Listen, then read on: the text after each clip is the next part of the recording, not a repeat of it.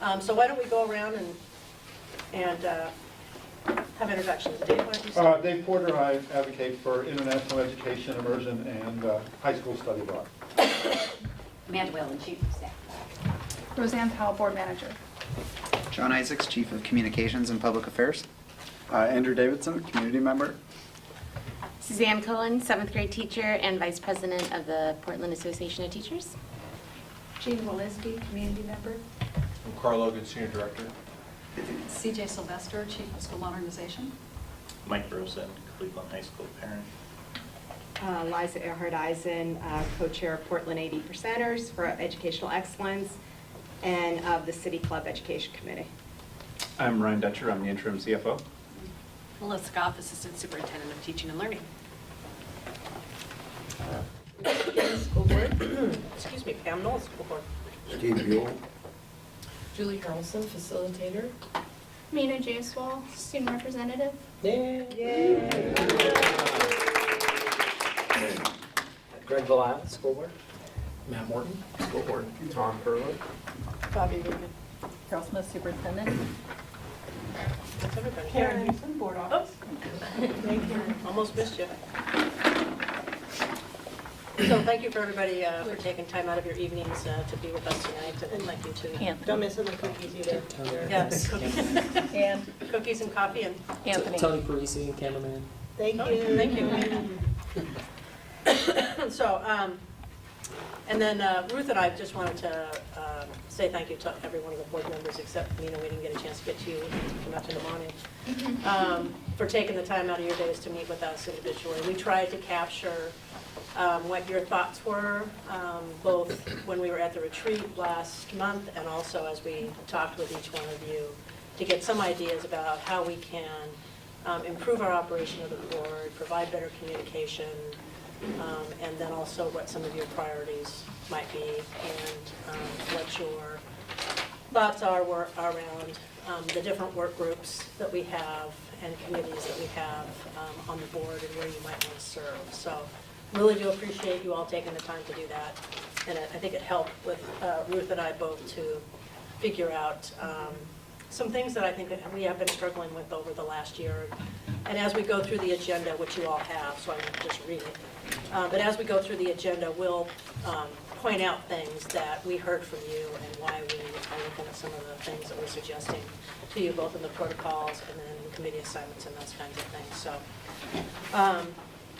and I think one of the major things that we'll also talk about is our wonderful new board manager and some of the things that she's going to be able to do to help us stay in better contact with each other and to be better informed about what's happening at the district and to be our touch point here so that we can get information quickly and accurately and it gets out to everybody so we all are working from the same kind of information. So appreciate all that.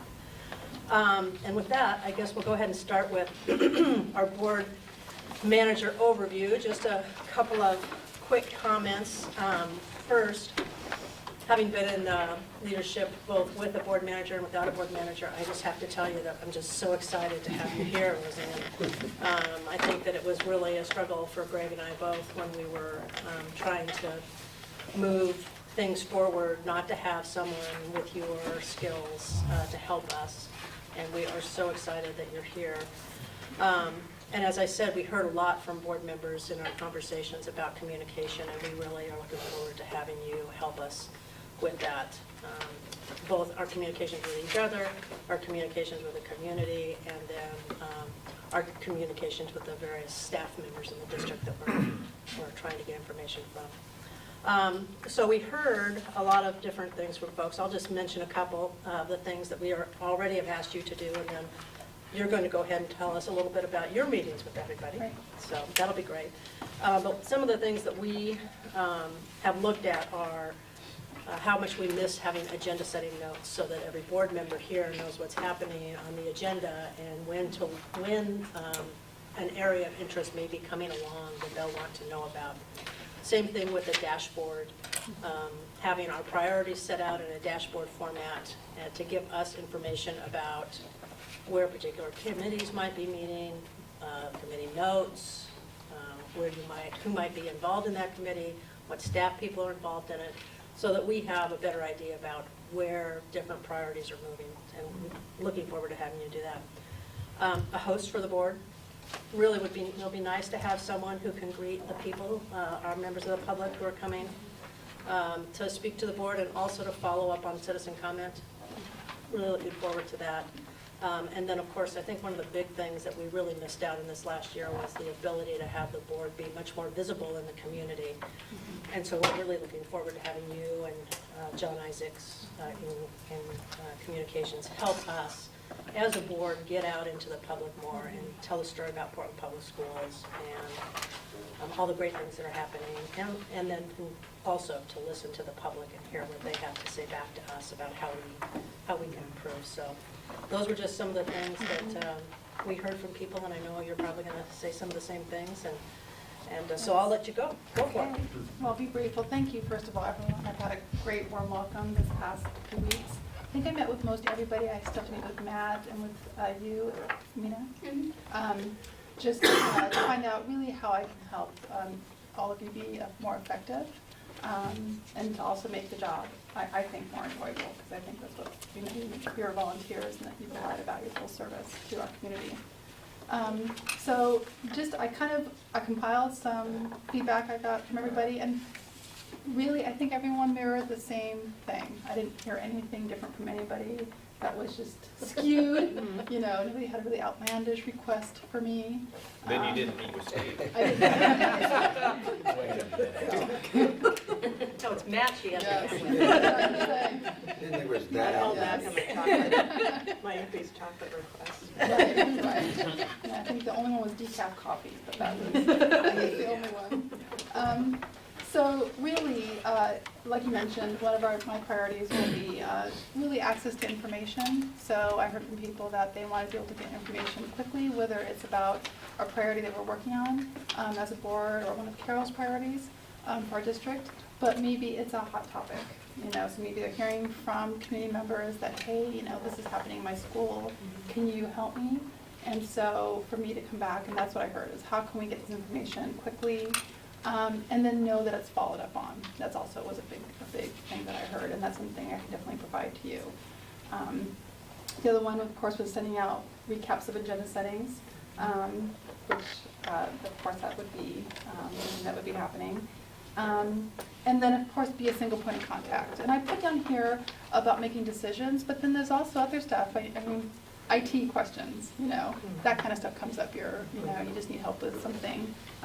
You know, it's not my expectation or anyone's that you would get on the IT helpline and wait. So that's something I'm hoping to help with.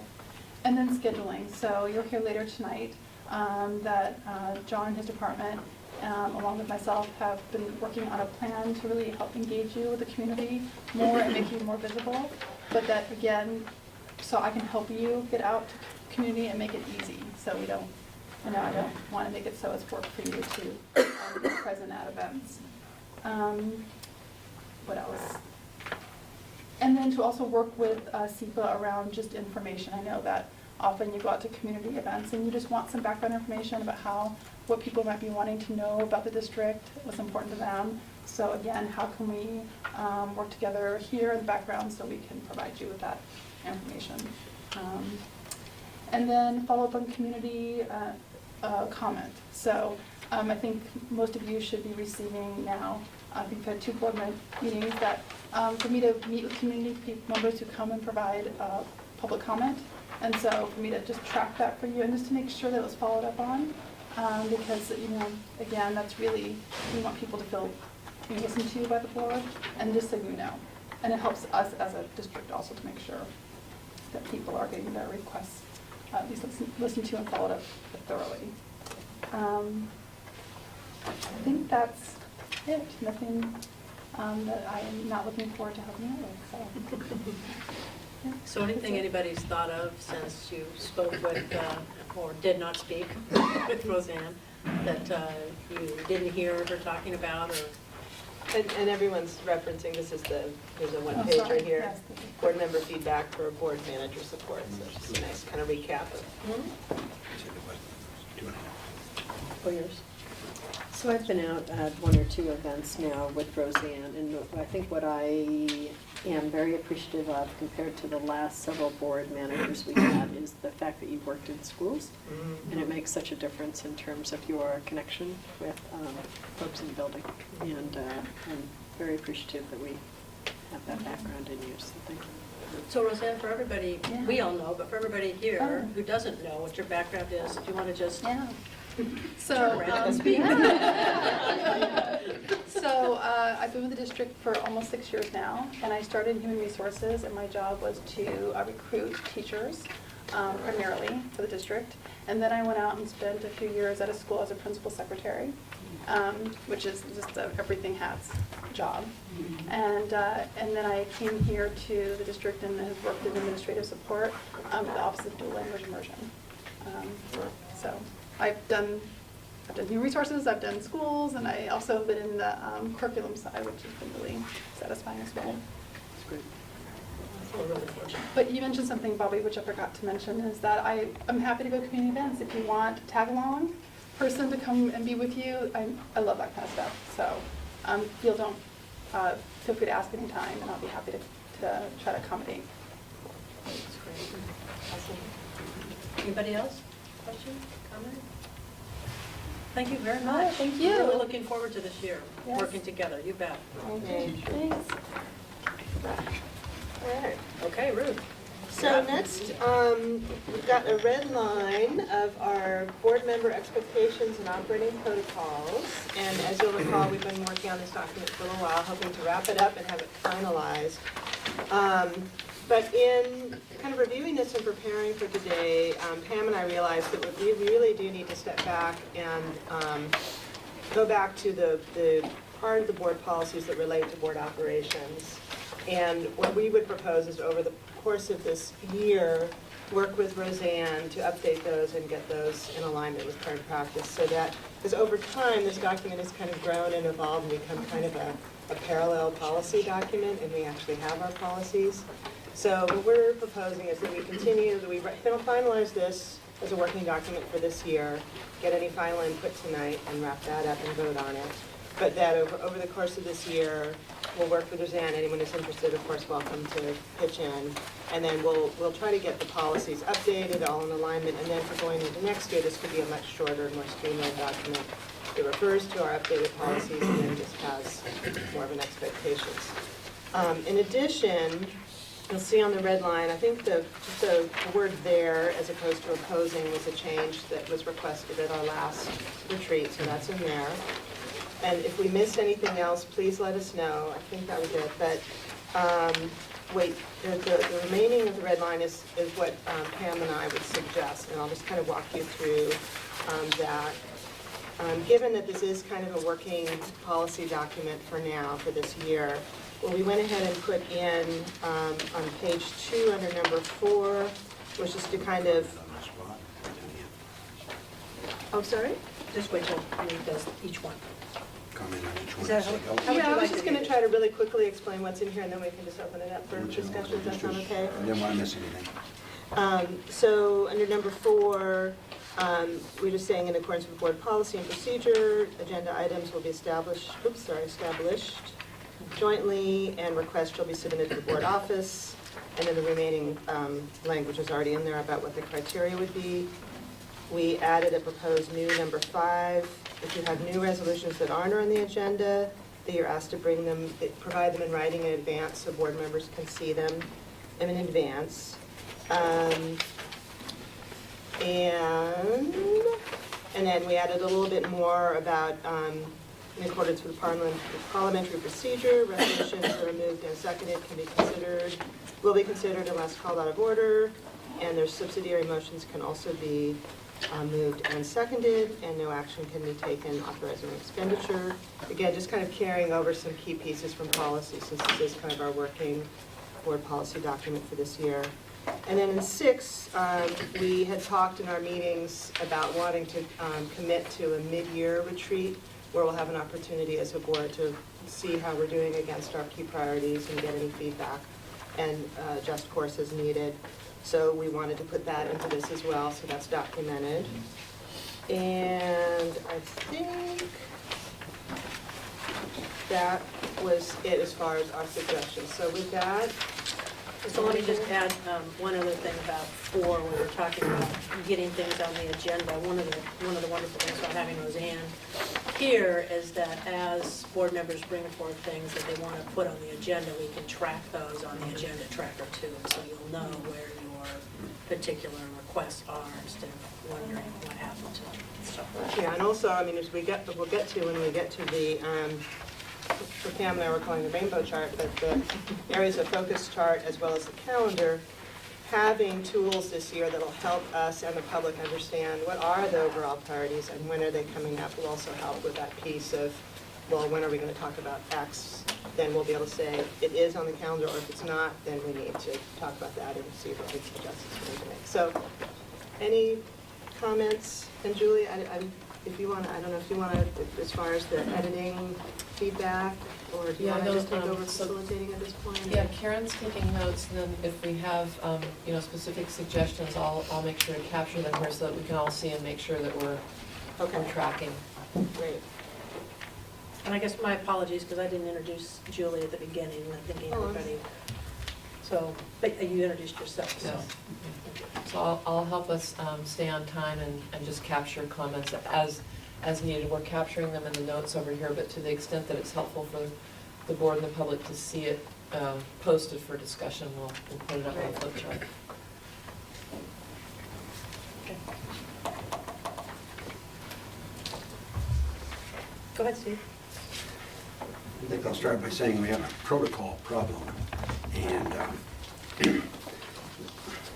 we have federal law, and then the federal law, we are under federal law and we have to follow federal law. We have state law, and the state law has to follow federal law, and we have to follow the state law. Then we have our policies, and the policies must follow the state law and the federal law.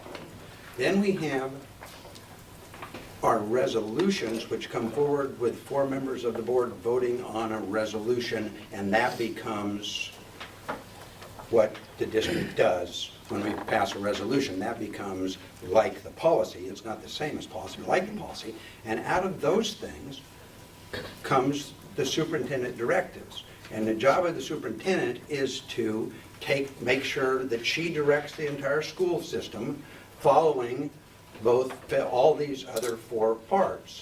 So if we make a resolution, it's her job to make sure that's taken care of. And same with the policy, state law, federal law. And then we have past practices, which fill in the blanks between these things to some degree. And then we have Robert's Rules of Order, which fills in the blanks at our meetings. The protocol thing is just kind of the idea that these are kind of agreements that we kind of agree to go along with. They have no actual standing within any official way, which is fine, and I don't have any problem with protocols. I think they're fine. But there is a problem when the protocols, they need to meet the policy, and we got it backwards, I think. We're saying, okay, we'll do these protocols, and then we will change the policy as the year progresses to meet the that's backwards. You can't have protocols that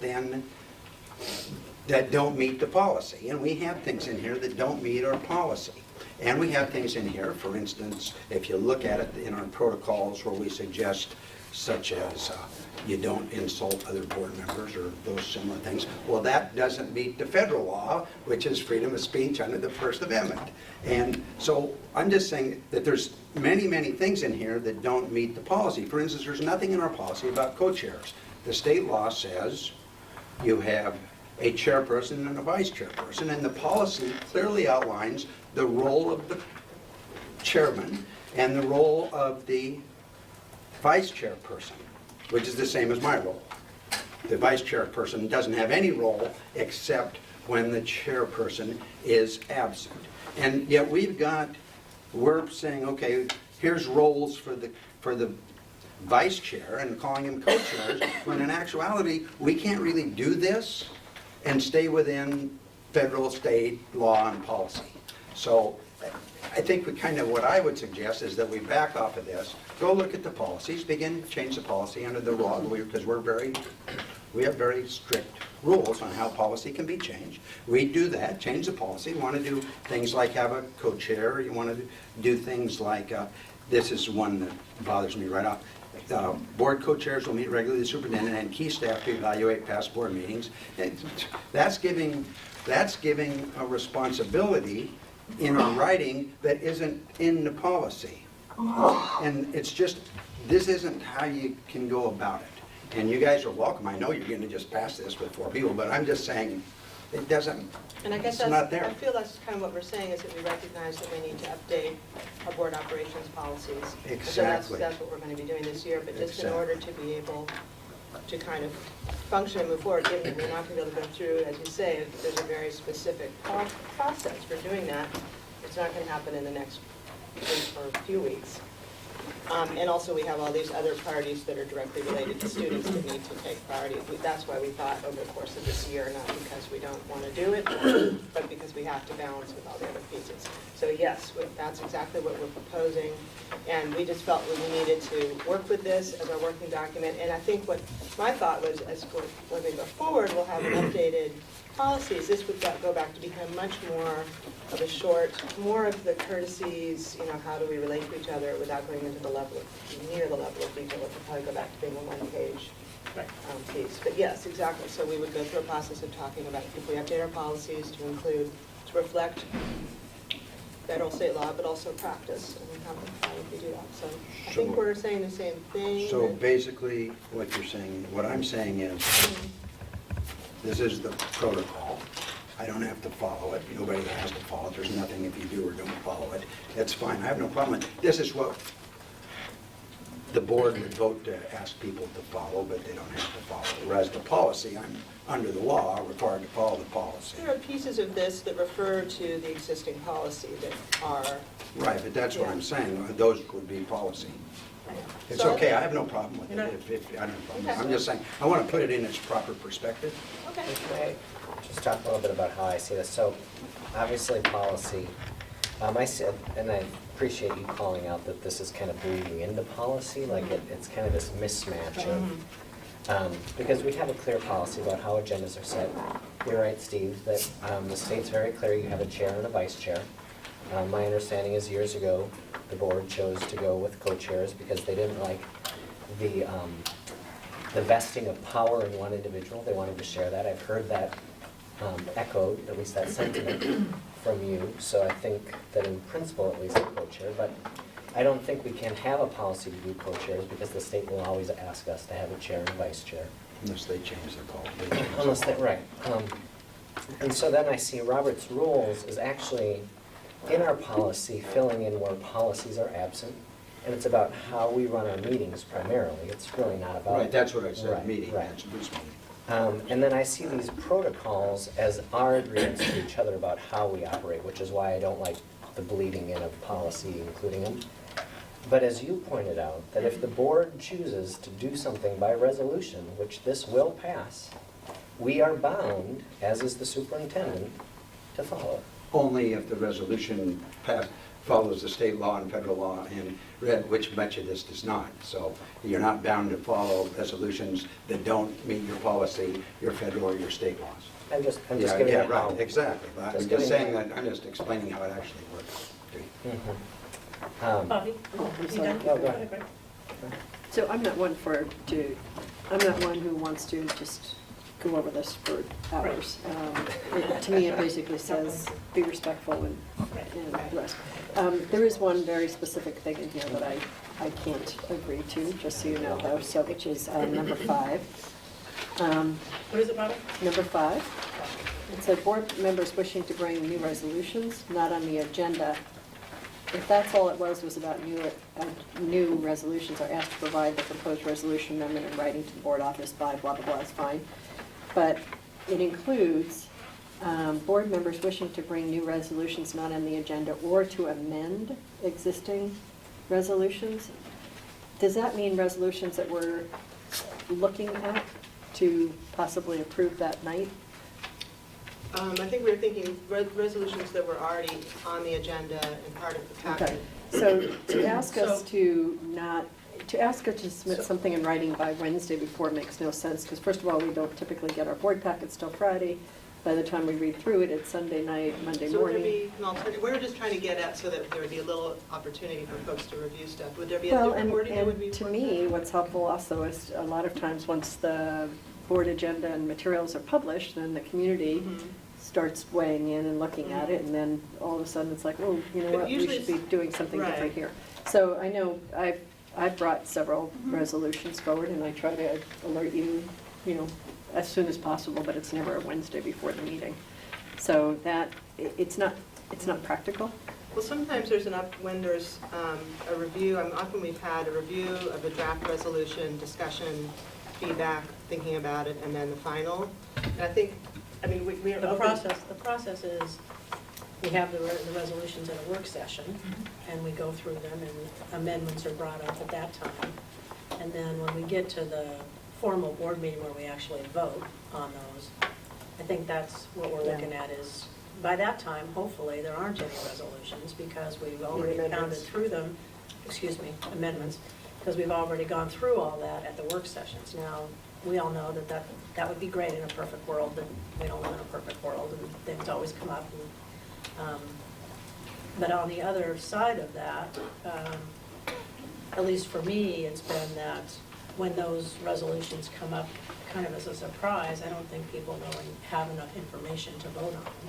And it's hard to then, at the formal meeting, start getting information from staff and others who might have some expertise in that area before you can vote on them. That's why the early And I think suggestion for giving Yeah. us, giving the amendment ahead of time, so that there's an opportunity for people to think about it, get information from people who are knowledgeable about it, just like we would in a work session. And I think suggestion is the key word. Our asked to is not meant to be, you know, you're in violation and it's a horrible, you know, it's just a request or Intent. if possible, or, you know, so. Yeah, I mean, it's a lovely idea. I'm just saying that if we don't even get our board materials typically until Friday, to ask us the Wednesday before to be letting you know if we want to amend something. Again, I think we were thinking about when we have a work session where we've looked at it. We have a first reading. We've had the then we first have- reading. Yeah. It's just that when we're not down to the very final moment, if possible, and understanding it may not be avoidable, but if possible, it's great if we can, before we do the final decision, have any last amendments come to us in advance in writing. That's all so totally open to edits on this. This is just our first pass at how we wanted to try to get at that idea. So if there's other wording that would be more helpful, if you could say it now. Well, I think if you say that if you could get it to us in advance, that's great, but to do it the Wednesday before a Tuesday board meeting is not practical in my mind. I mean, obviously, if we can do that, Oh, great. why don't we work on like a Friday, so that it comes in the packet? That way everybody has it over the weekend to look at. But to get a resolution on the day of the meeting is. I think Bobby's more focused on the amendment piece. Focused on the amendment Excuse me, to a an resolution. amendment. I mean Yeah, amendment. I totally get the resolution Yeah, part. yeah. But there's stuff that comes up a lot of times once it's published and Sure, people sure. start seeing it and seeing a Right. final version of it, then all of a sudden they're like, well, you know, have you thought about this and this If we and just this? add our asked if possible, or if feasible, or when possible, or something, this isn't meant to be There's no prescriptive. requirement in here, it's There's no just requirement. an asking, so. Yeah. Well, and I guess that's the question is, when it says you're asked to, does that mean that if you bring it forward now, you're gonna say, oh, you broke the protocol and that's not allowed? So I guess that's the question. Pretty much already do that, though. It doesn't say Pretty much must. already saying, I need you to Right, bring it up, so we and I know appreciate that. What language would you like, Bobby, what would work better for you? You know, respectfully bring it forward, you know, as far in advance as you can. I mean, I don't know. How about just in writing to the board office in advance of board meetings? Yeah. Okay. So prior to the upcoming meeting, Yeah, that's fine. Yeah. Prior to the upcoming, yeah. Are asked, I think the Yeah. intent is clear, everybody Yeah. wants to have as much information as they can Right. when you're gonna Agreed. vote on something, so. yeah. Okay, so I just have, we're removing the 3 words by the Wednesday. Yeah. Okay. Other feedback, final edits, thoughts?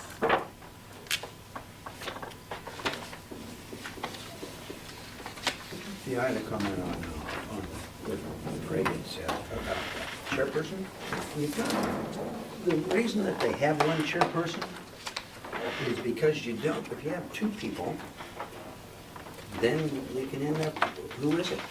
It's 50-50.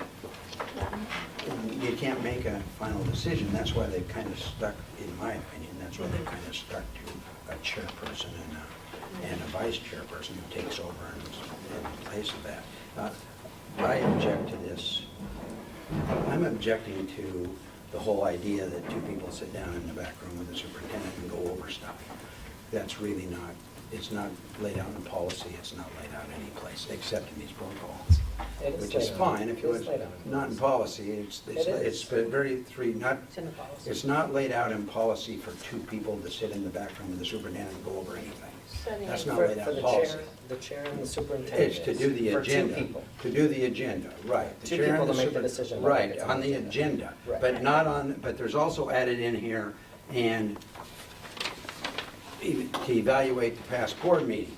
And I don't have any trouble with a chairperson sitting down with the superintendent and doing anything. I sit down with the superintendent from time to time and give her my opinion, which, you know, weighs as much as anybody, but it's, I'm not in some protocol or some policy where they're saying, Steve, you get to sit down regularly with the superintendent and give that because you're worse looking than anybody else, or because you have 40 years of teaching experience. The chairperson isn't by policy any different except in 3 areas, which I've explained over and over and over and over, and I'm trying to get to, and the chair, the vice, and the co-chair isn't any different than anybody. He's no different than Bobby or Tom or I Matt. think this is all helpful input for when we go and work on updating the policy. But And we I don't are want to setting be, the agenda. I'm not trying to point for counterpoint, but the in-board policy does talk about that the chair should from time to time make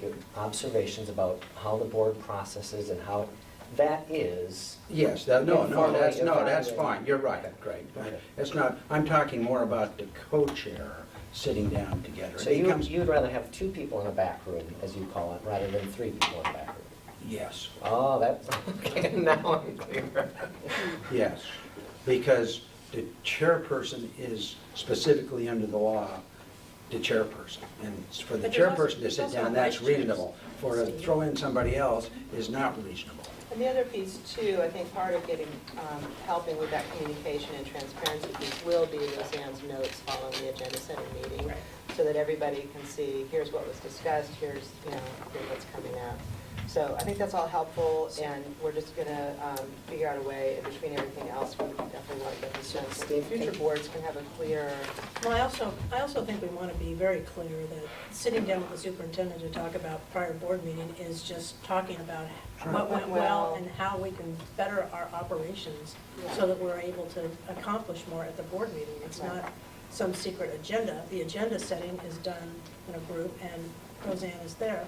And the way that we operate, I know it says co-chairs, and I have frustration with that myself, because I know it's not the way the law is written, but we haven't changed it up till now. But there is a vice chair, and that person can sit with the chair just as well.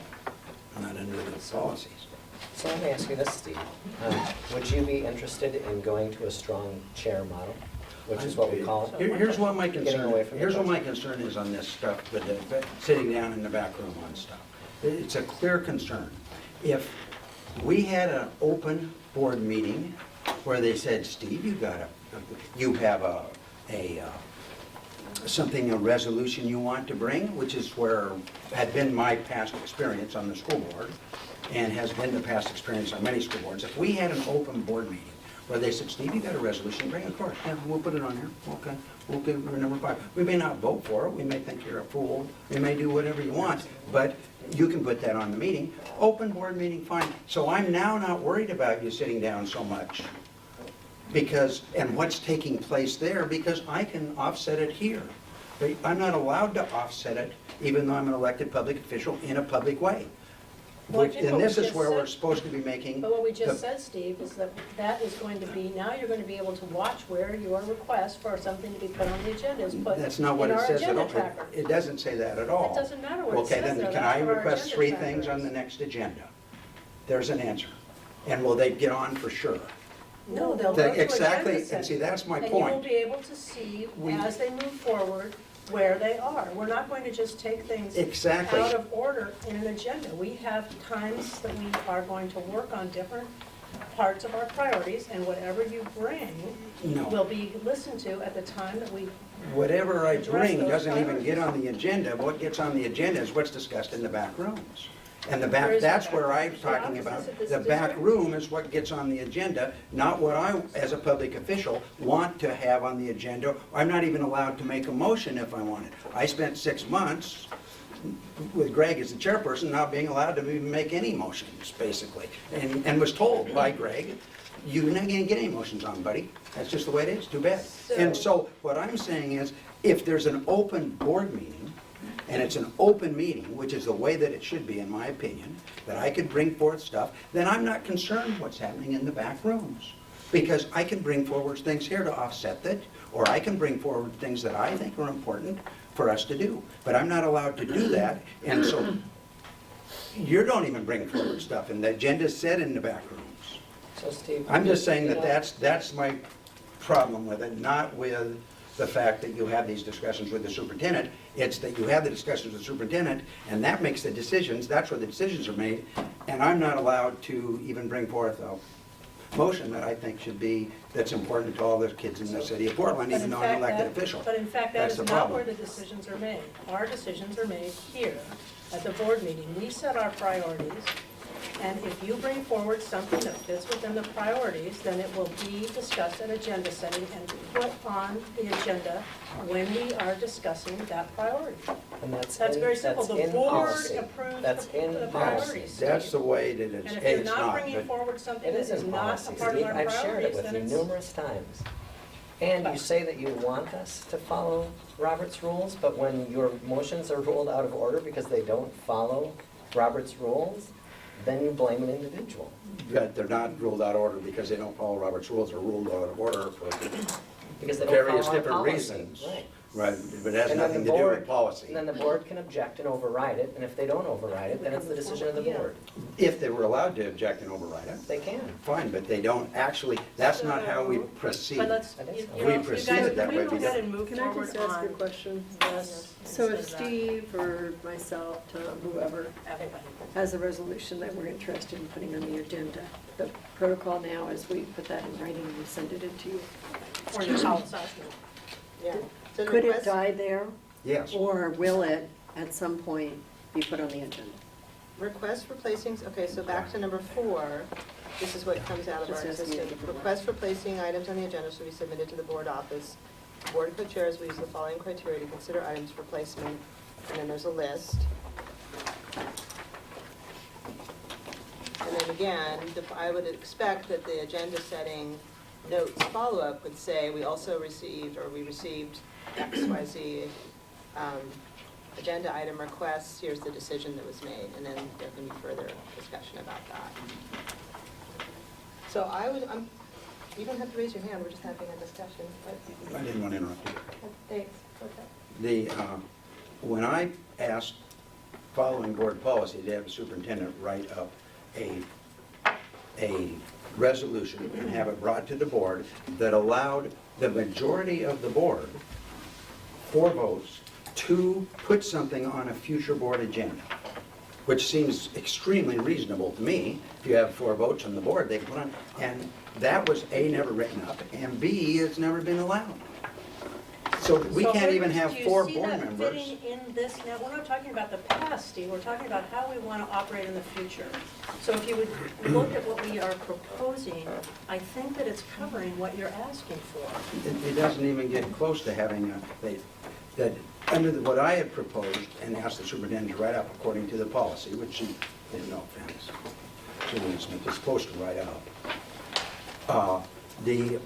And then I was going to take that and submit it, following the appropriate procedure, was to have 4 board members, if 4 board members asked for a topic to be put on the agenda, then you could have that topic on a future agenda.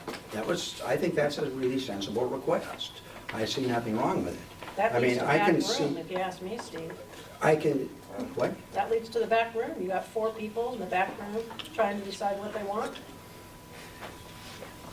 When you do that at the board meeting, you bring the thing at the board meeting. So I would say, I move that we put on the ESL, a discussion of the ESL on the October, the first meeting in October. And then someone might second that, and then we would vote to see if that got put on that agenda. And that's what I had brought forward to the board. I'm just saying that I couldn't even get that on. I couldn't even get that written out. So how can you possibly expect us to trust, or expect me to trust the fact that you'll allow things that I would like on the agenda? The answer is no. I've already been, no. So that's what I'm saying. Okay, thanks for sharing There that. you go. And so just in the interest of moving forward into the coming year, this is what with the changes we talked about here, we'll bring this back as a final for consideration at a future board meeting. I forget exactly which one, but soon. Roseanne will be able to tell us. Yeah, and then we'll take this and, again, work over the coming year on updating the policies. And then we'll see, again, all of this is a work in progress in terms of the agenda setting, report outs. Are you getting the information you need? Are you getting the follow-up you want from whatever requests come in? And then also our mid-year retreat to kind of review our operations, challenging against our priorities would be another opportunity to see how we're doing, if things are better or different than looking well for you this year. Other than that, I'd ask that we could move on. Can I just summarize what Yeah, that would be Could great. we dump out these two where they repeat the stuff that's the law already and the 2 sections that talk about how to, in accordance with parliamentary procedure and so forth? Can we dump that? Because that's already, we're already following Robert's rules supposedly. That's one other piece, that thank you for reminding me, Steve. We also talked about potentially that mid-year retreat. I think Bobby had a connection with an excellent, through Oregon School Boards Association of Parliamentarians. Right. So either that or another occasion, we might have some professional development, and that would be an opportunity for that person. So just one other piece. So yeah, just to summarize, so there's reviewing and updating the policy. Around piece, board operations. Around board operations. Yeah. And just ensuring alignment with rules, laws, and guidelines. So that's a piece of work, just to refresh and make sure that it's not all melded together, but that it's clear. And kind of reconciling with practice, if that's the way. Yeah, so there's practices, policies, and Robert's Rules of Order that are the different lanes. Right. And then you've got delete by the Wednesday before, but the intent of that is to basically work towards a standard of advance notification as much as possible. Right. And then review the chair, co-chair policy. And then one other thing I picked up on, and I just want to test, is that there's a question around if an agenda item is suggested and it's not, isn't going to show up on the agenda for some reason, how does the loop get closer? How is that communicated and discussed? And it's not delineated here, and it seems like maybe something along those lines might be helpful, so that it isn't just assumed, but it's made explicit that to Bobby's question and Steve's concern. So maybe adding to 4, there will be, we could work on the wording, but something, and we could send it around, but something around board members who submit a request for, if you have an item placed on your agenda, will receive a response of their request or something. Well, it should show up on the agenda summary for next week. Right. Where it is and when it's going to be heard. Yeah, something to that effect. Sure. So we can add that in here, so it does. But if for some reason it's not going to show up on the agenda. Right, so we would have to do it, we would have to put something in here that it would. Yeah. I'll just put close the loop to make sure that we. And then we'll figure out what the word is. Is that a reasonable summary from everyone's perspective? Okay, thank you. So. So me again? Yeah. Okay. So, now let's go ahead and, I think, do the meat of really what we want to get done here for the coming year, and that is to take a look at the work plan. It's this rainbow sheet, we call it. This one here. And And also, I saw some people grabbing this one too. I'd like to work with both of them, so. Complimentary. That's right.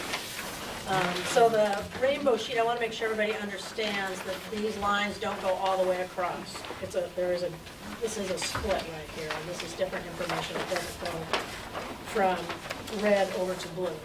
We only go red to yellow. And then this is a whole different set of information over here. Y'all have that? Everybody got that? So on the left is the board. This is our designated areas of focus, who's the lead, and reporting to the board. The green is annual actions required, so it doesn't go across there. And the blue, other work, okay?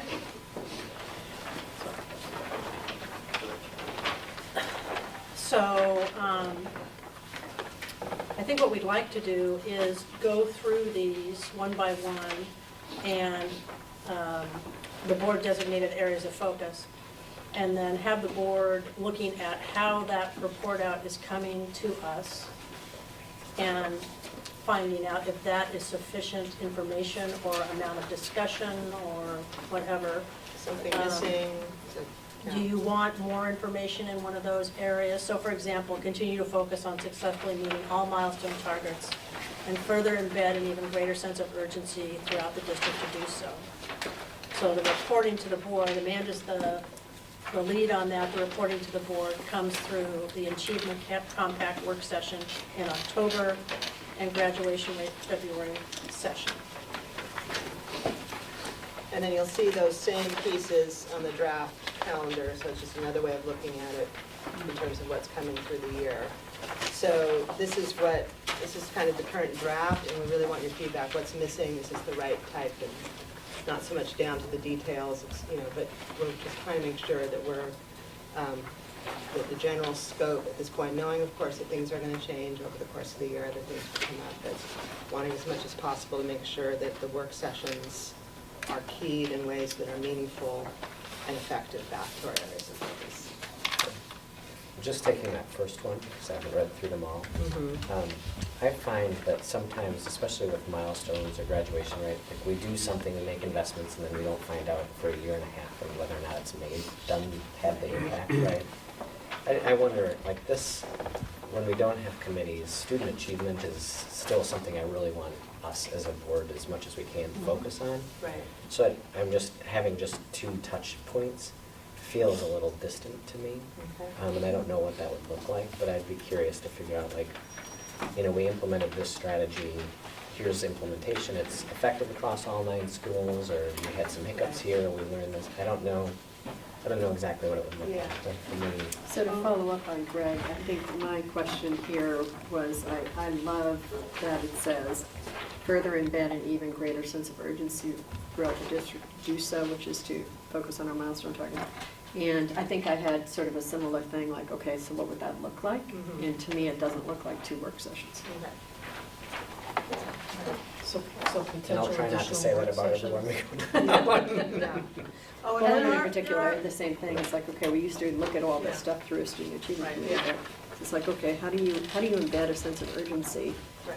What is that gonna look like? Right. How do we know? If we're effectively the Student Achievement Committee as a whole, how are we going to do that? Oh, and one piece Pam and I were talking about is throughout all of these work sessions and presentations, wanting to ask staff to really kind of have a frame of return on investment, what's effective, where have our investments been, and what are the budget, to put it in, what are the budget implications? Obviously, we're going to do that in depth when we get to budget-specific pieces, but all of these wanting to have that frame. So Amanda, you are the... Right, so just the one thing I wanted to say is that one of the things that we have embedded here is really around the priorities of the 3rd grade reading and the graduation rate, and some of that college career stuff is having that come up in its own, differently. So this is really about, what are those, exact milestones, but in terms of 3rd grade reading, graduation rate, those are coming up, and, they show up as another priority here, and they will be coming up more often. So I think just in terms of getting to some of that urgency around that, we've got that embedded in different places as well. But yes, So but we can also look at it. if you look at the second page, to just speak to yours, there's the high school graduation rate is third from the bottom, and then third grade reading is second from the bottom. And more work sessions, December, February, October. Right, Thank so you. just, That's why I sorry, said so, because that's more kind the of carries. strategy piece of it, and this was really about more what are the, what are the exact moments that we're doing the measurements. And So just I to was back up and provide context for folks who might be new to this, the red column, the board designated areas of focus are what we've already agreed on. So this isn't something Pam and I just came up with. This is what we all agreed on, plus the superintendent's 3 areas of priority. So And we had some And actually- discussion about these around, at our retreat, too.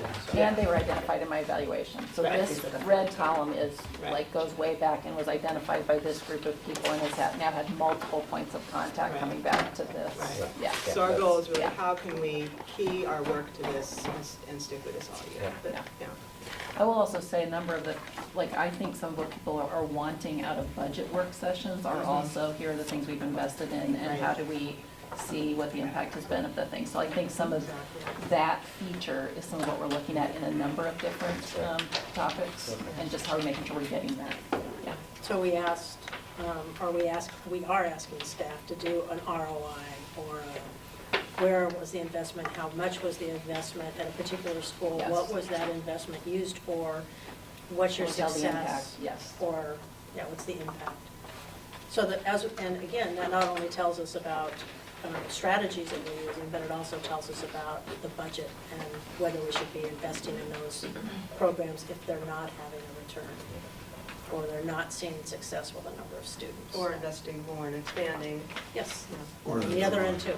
Yeah. Or they're the wrong program, Yeah, which in this exactly. case, the milestones, They might be. and I'm kind of going to opposite.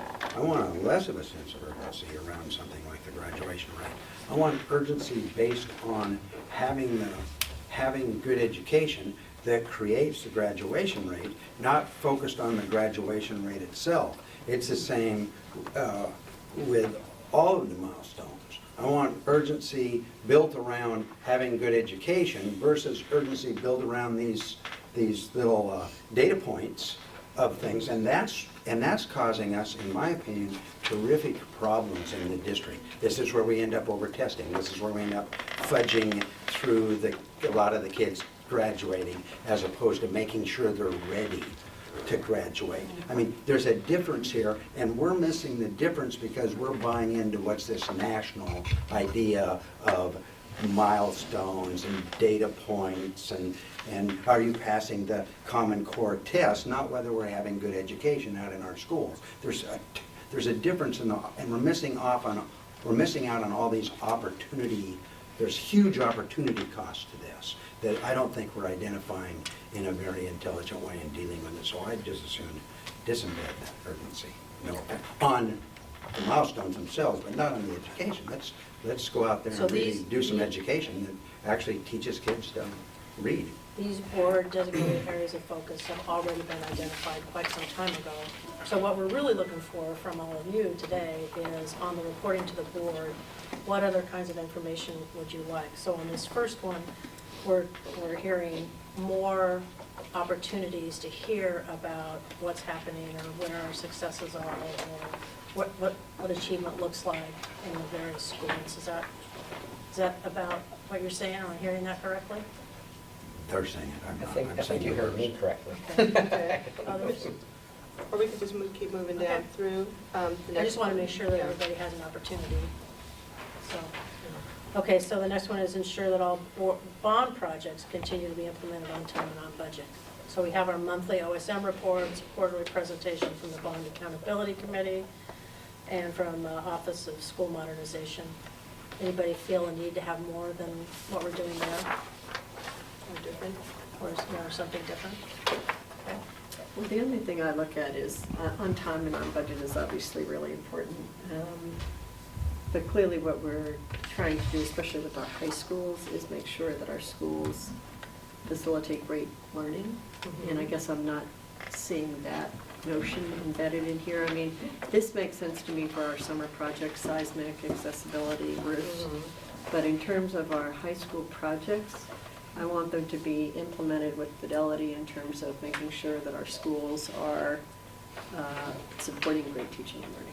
So I don't know if that gets somehow broken out, but it doesn't feel like it says that. Yeah, so I think when we didn't include, you're right. I mean, this area of focus that we agreed on really is the on time, on budget piece. So I'm trying to see if there's another. I'm trying to figure out what that would, like during construction, when no teaching or learning will go on, I'm not sure what that would look like. Well, I mean, I think you would find people in the Roosevelt community who would say, yeah, it's going to be on time and on budget, but it isn't going to serve the kids in the way that we wish that it would. And people can argue either side of that equation, but, you know, I think there's a huge desire by the community to make sure that in the end, when we're done, these are high schools that really facilitate the new way that So we. you're thinking kind of presentations on the spaces that we're creating and how they are? Could that go under, though, the high school, the third from the bottom, high school graduation rates, with an emphasis on ensuring students graduate from PPS college and career ready, so that if we're having, and we'll be talking about these in a little bit, but if we're having a CTE, you know, pathways, it seems like, since that's been a particular area of controversy in the high school design piece, I'm wondering if, because I think not in the way that we have the Office of School Modernization and BAC do the reports really aren't, That's not our teaching and learning. You know, side. this That's one our actually learning. may be over under, on the blue column, the ed specs update and the K-8 adoption, where we're looking at what, because I think part of what's gonna happen is coming out of this first round is we're gonna go in and do the, okay, here's how we adapt the ed specifications that we're looking for in the design of all the, I mean, that's really what you're talking about, and we've set ourselves to say we're going in and updating the high school ones, and we're gonna now do the K-8 ones. So, like, I think this is part of where that. That's helpful, and that's that sounds October. right. Does that work, Bobby? Does that work for you? So, I'm sorry, where would it be over here? Is So, On the blue column? But I don't know where that Straight shows. it's down. October. I don't know, is that October? And it's scheduled for October. For October. K-8. The ed specs revision. Oh, wait, I'm sorry, that says K-8 ed specs. Oh, and ed specs It's revision. both of them, ed specs revision and the K-8 ed Just want to make specs. sure it's captured somewhere. Oh, yeah, no, that's great. I think that may be where it's captured. Okay, anything else on that one? Okay, so maximizing the effectiveness of senior director of schools' role, continuing to provide the tools and supports they need in order to ensure our principals are successful in performing at their highest. So we have principal support and evaluation work session in November, and then the school climate surveys in March. So is this where we would look at the, for example, the high school administrative tables, to see whether they're? No, so we would do that as part of the staffing process through the budget. Yeah. And why the school climate survey in March? Why wouldn't that be, I'm feeling that should be more urgent. I mean, because that, I think you have to have people there for a while from the school. But what are you thinking? oh, okay, so I mean, so this, just, I want to be clear on the language. So the whole kind of 360 survey that the board has been talking about implementing. So are you saying that this would actually get implemented in March? We're going to go do the 360? Because that would be John Isaac. great. Climate survey. Climate survey. So, yeah, 360 When? with the board, but yeah, it's spring, at the end of the year, that's when We'd actually administer it. not we for would, approval. yeah, we'll spend the year working together to get the tool developed. And then March, at the end of the year, is when we would administer it. So, So this would be an informational update to the board on here's what we're doing. and Here's what we're going to here's administer. what Probably we're doing. administer it, yes, May. and because this will be new, we will most certainly come with you a recommendation to form an advisory committee with external partners who help develop it, and board participation and all that. And when do you anticipate that happening, John? Beginning right away. Now? Yeah, Okay. yeah, We yeah. should add that to the list. Yes, Okay. okay. Is it over here somewhere? I'm just putting it on the work group list. Well, and over here, probably climate survey, because it'll become an annual thing, right? Oh, yeah. So I want to pursue my question more. So we have the senior director of schools now, and their role is to ensure that our principals are successful in performing to their highest and best. And so our our senior director of schools come back and says, you know, the job we're asking them to do is impossible unless they have more administrative support. We are not going to look at that. We're not going to have that discussion until, I'm sorry, when does that happen? So when that would normally happen is part of the staffing, district staffing team. Okay. And one of the things that they have, so they've been doing the formula, and then they also do the admin table. And actually, the admin table, or the school-wide support table, has had some adjustments of things that we've moved on to it because every school needs it, as opposed to have you, and it is slated to be the thing that we focus on this year, because the year that we're in, we focus on teachers as how you used your FTE, and asking people not to pull things out of your teaching capacity to put in your school-wide support. This year, we've said we're focusing on the school-wide support table, but it would be the district staffing team that kicks into gear preparing for the budget process. And where that comes to the board, it'll be during the budget prioritizing. It's during that period when the district staffing team comes to you and says, here are the things we're looking at about changes in the formula. And so the expectation is we would hear from the senior director of schools at that point saying, here, if you really want our principals to be effective, we need to be looking at these Here are the supports. things we're looking at increasing. And we would be looking at staffing. And here are the things that belong in the school-wide support table, as opposed to in your FTE, yeah. Like how we made counselors part of it this year, so. The other thing I will just say is that right now, as part of our balancing FTE, we have been hearing from senior directors who said, okay, this school has now hit this 500 student mark, we're looking, so now I'm recommending that we add an AP and add whatever else needs to be part, so that's also part of the discussion we're having right now. That's what I thought, is that this fall, we go through this every year, right? Well, there are more kids that wound up, Yes. they wound Right. up, and now we begin to push in both teaching FTE and admin, and we might wind up having to go back to budget. Well, and I Well, will think that say, typically happens almost automatically with the Ks through the 8s, but not necessarily at the high school level because the tables are more set.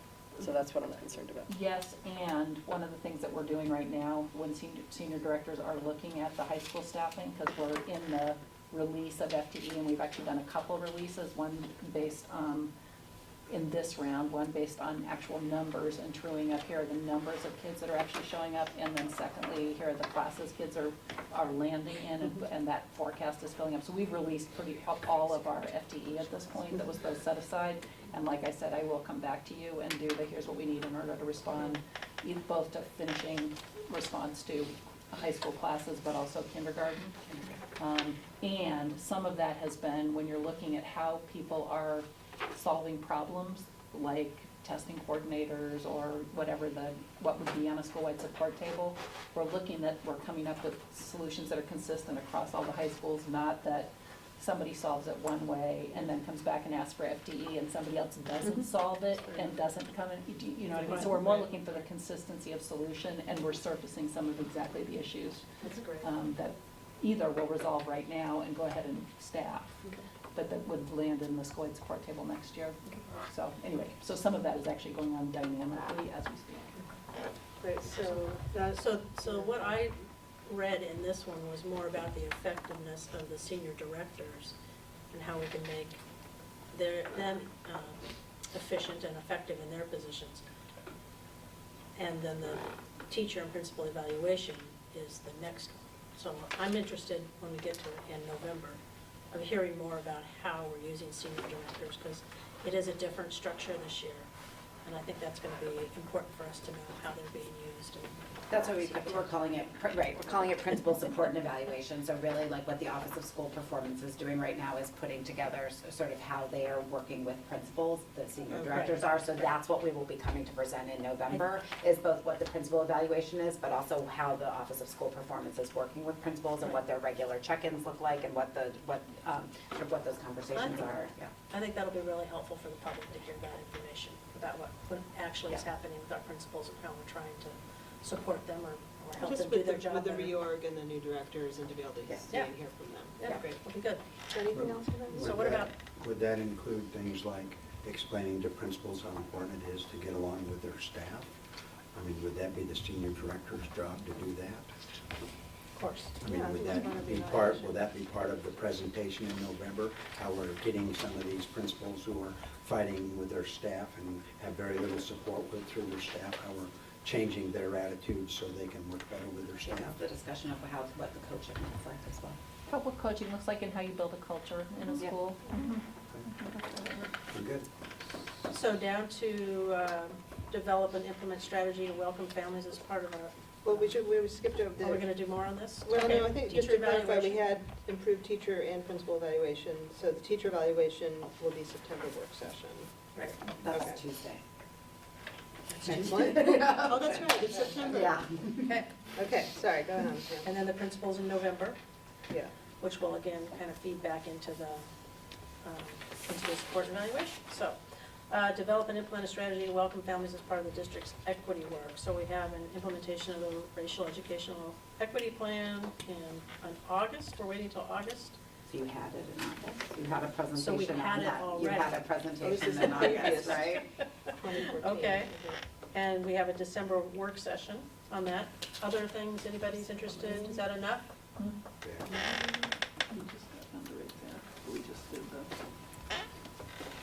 No But I think comments? that one was specifically around, not just that we would continue to have our updates and board oversight, but specifically the piece of including families. So if that's clear, as long as that's clear to staff, that, okay. So that's what we were trying to say is, this is again, here's the This is the mechanism, moment? right, like, so we're coming in December on an equity plan implementation, giving you an update there that specifically addresses this Okay. priority Okay, great. or area of focus. Is there any, will we then wait again for the next year to get an update on how it went this year? Like, we'll probably hear about strategies or we're doing this. December? Like, I'm thinking just even something written to say, you know, this many schools developed care teams or whatever they are. Yeah. There's everything over there that I could see. So like, I think like right now, what you could say is what we'd be interested in getting then in June is an update on, so in December, you could let us know like what the plan is and what's happening, and then in June, we can provide you with a written update. So the equity plan implementation, as you know, comes to you twice a year. It's been a little bit off. It's because it's coming in August again. So it's really like, how do we create those times That where makes we have sense. both where we can give you Right. the end of the year report tends to be in August, because then we can say, here's what happened last year, here's what we're looking at going into this year, so. However it works, I just Okay. feel like we're closing that loop. for So the we're year. adding a written update end of year. Okay, great. So can I just, on this one, develop and implement a strategy to welcome families, there's a part of me that would love to just have a period after that. And then we add as part of the district's equity work, but I guess my question is, do we have a plan to just more generally welcome families? And I think about things like our kindergarten roundups that happened in the spring.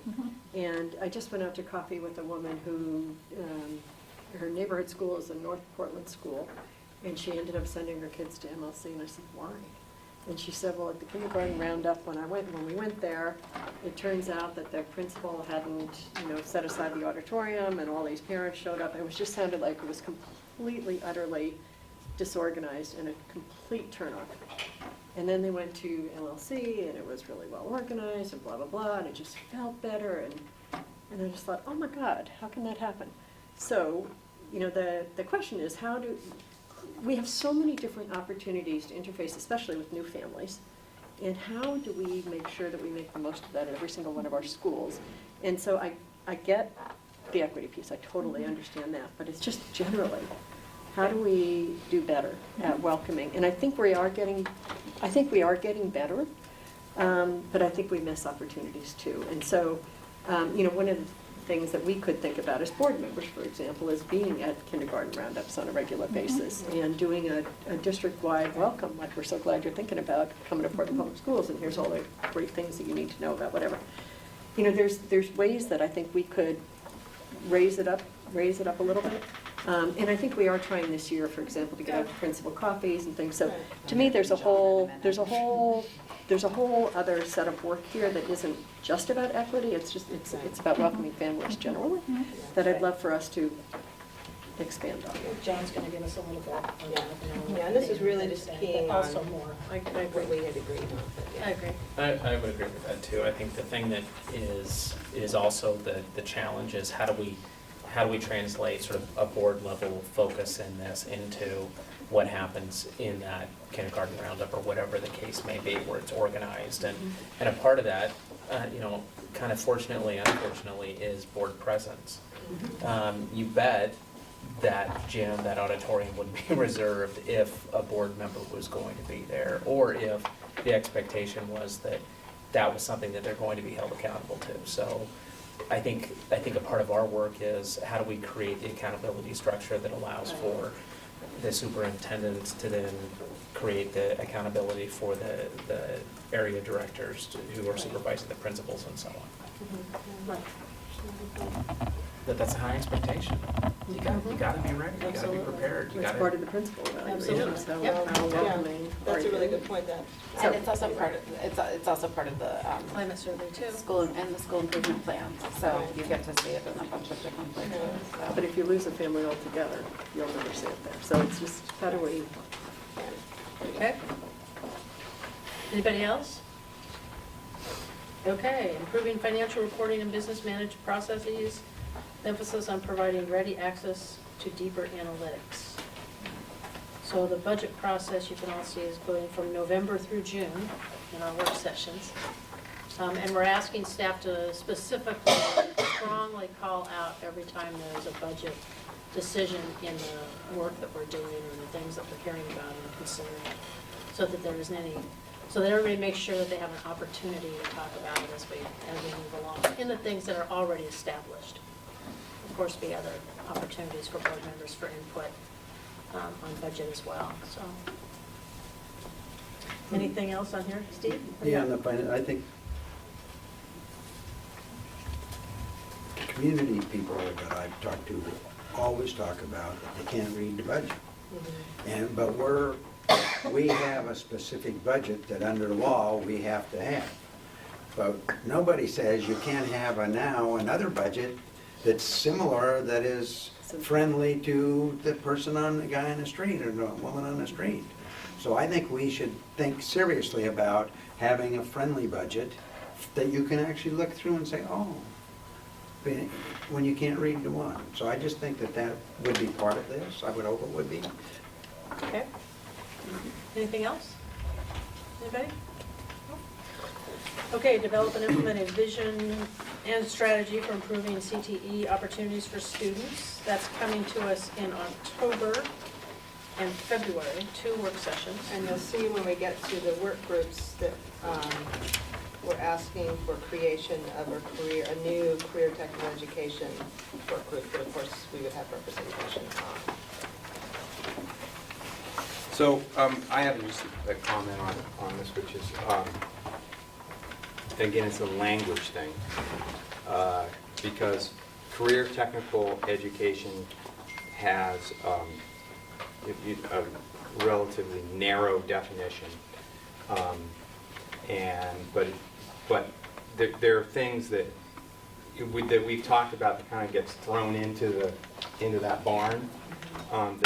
But when you say career technical education, you don't necessarily. So things really it's experiential, hands-on, project-based learning, and CTE is an example of that. That's good. But where I want us to focus, and I think we all share this, is that larger hands-on, experiential, project-based learning, and STEM is a part of that. And so I look at this executive lead, and so I'm wondering, Carol, could you explain? Is it Antonio, or is it Melissa, or is it both, or? This one, it's Antonio, but there will be a cross-departmental group that's assembled that is part of making it happen. I mean, it already lives in multiple places, but this is, Antonio is one who has the deliverable to convene this group. And just, I'm curious why. I mean, just as a way to flesh out the difference between his position and Melissa's, could you explain that So, to me? yeah, so actually there were a couple of these that we had Antonio and Melissa, because Antonio becomes how is this actually delivered in the schools? Melissa is the what's the content? So you've got two different, so Antonio's in charge of supervising principals and actual delivery. And what we did was have Antonio own some of them. So there's a single owner, and Melissa own others. So there's a single owner, but there's a lot of cross membership in the actual work teams. Yeah. So. Okay, because I view this as mostly content, obviously it needs to get delivered. And it's both. It's both. They're all both. Okay. I mean, you can do the same thing on third grade reading. Yeah. I mean, you can do the same thing on all of these in Yeah. terms of the instructional of, which is why they're cross-populated in terms of who's actually on these teams. But rather than have co-owners where you can't tell who owned it at the end, we're trying to land with single owners. Right, So that's this a is good all- idea. And, Yeah, the that's other good. thing I would just add is, as you know, Jeannie Yerkovich has been doing a Yes. large, and she reports through She Antonio. reports to Antonio. So like, this is also where having, that right there. Consistent. Okay. Yeah. And is there any way to indicate on here that we will be developing this and implementing this with outside stakeholders? So remember the other chart? Partners. Remember the other chart we gave you?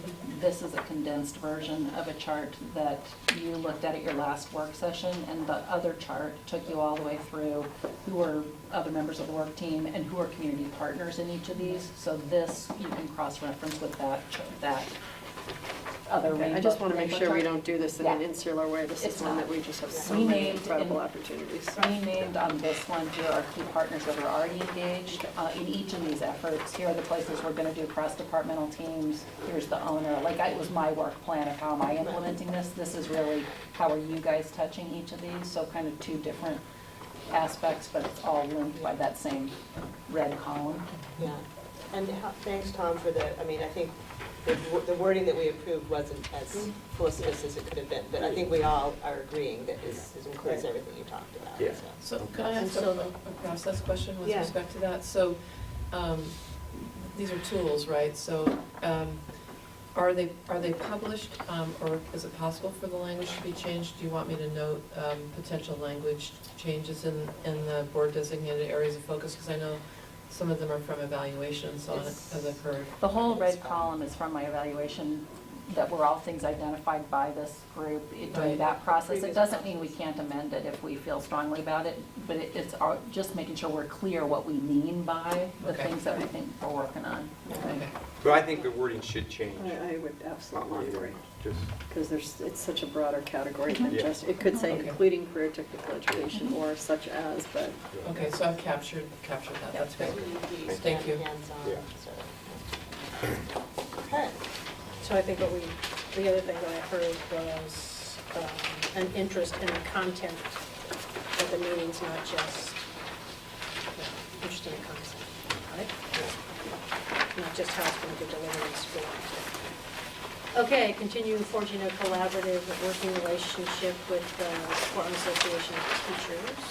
So in September, we have teacher evaluation, and next in June, the workload committee. Two things. and- What up? Oh, go Well, ahead. no, No, go ahead, Steve. One, the workload committee is way too long. The workload committee should have been done last June, basically. That workload committee needs to get up front, and get it done in the next couple, 3 months. Is this the report out? So that when's So the committee the started? group is functioning all year long, so it's already meeting and functioning and responding to things. and Have they we'll be actually able made to- any changes in this year then, No. so far? That's Not what yet, I'm, not I'm yet. trying to get at the changes. But Should that's be what they upfront. will come and do to you, is after they've been functioning for a year, is come back and say, here's what. Well, I'm saying individual they work. should be doing that after functioning for a couple months. Come talk to That you this guys is in a- 12 months. No, And I they mean, can- that they should be making the changes in the workload this year, not So next year. The year will, I'm assuming numbers of the issues will become evident at right now, as we're still staffing using the balancing FTE, we're resolving numbers of the issues that are coming forward, and we haven't started the year yet, so numbers of the issues that will become issues will get surfaced, I'm imagining, now. But a lot of them have been surfaced in the past And already. they I may. mean, that was the whole point of the negotiations, was these So workload they- things we've had going on all year, here's these problems. And they could come- We should be they could doing come it report earlier. in the next couple months, even if we have to have the workload committee meeting more often. And they will, so Get they're it prepared to front. respond. This is just when are they gonna come talk to you and tell you how it's going. So if you guys This wanna isn't when hear they're from actually them. going to do the work. This Well, is I'm what's not talking on. about doing the work, I'm talking about making the changes. But they'll do that all year long, like So they've got a So they could, budget. if they decided to make a change in They can do it. the end of September, As they we could go, make it, yeah. they could say, okay, make this change. Yes. And what's the process that would go through that? So they. We gave them a budget, right? Let's Yeah, we say they gave them- decided to eliminate the map test. Think We the gave them a process budget, would be- and they have they are able to recommend to, I believe it's Dan, we So did it used to be the chief used to be the academic chief officer, academic officer. but we've said that it's going to be to the assistant superintendent So of Antonio. school. Yeah, So to school Antonio. performance. But they've got a budget, so they've got $1 million set aside for it to be able to respond. And part of why we said the recommendation goes to the assistant superintendent is so, because we've got multiple mechanisms for addressing some of these, is so that we're not solving the same problem two different ways. Let's say, let's go back to my example. They said, okay, let's get rid of the map test. It's a waste of our time, energy, and it's a workload problem, and it's causing problems, and the map test won't eliminate it. And so let's say they sit and decide, okay, we're going to eliminate the map test. Was that, they just call up and say to the superintendent, we're eliminating the map test, and then you pass it down and it's out? They would reach some kind of consensus in their Right. group, which is a, right, and they would make the recommendation to Antonio. Yeah, come on up, Sean. Okay. Where's your-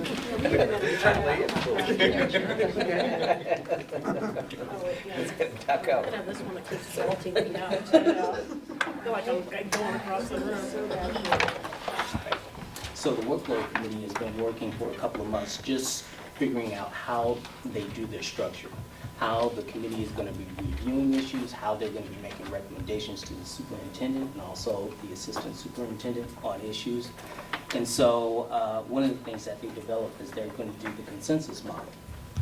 So all issues they would make, I forgot how they have to do it, but it's a super majority of the group that they would be making recommendations to the superintendent. So in regards to your question, no, they couldn't just end the math Why not? testing. Why They not? can make recommendations. That's what I meant. I said, they make a recommendation, and the superintendent would take that recommendation and say, oh, they want to get rid of the map test? Okay, good, we'll get rid of the map test. And then the next day, it goes out throughout the district that we're no longer doing the map test, end of story.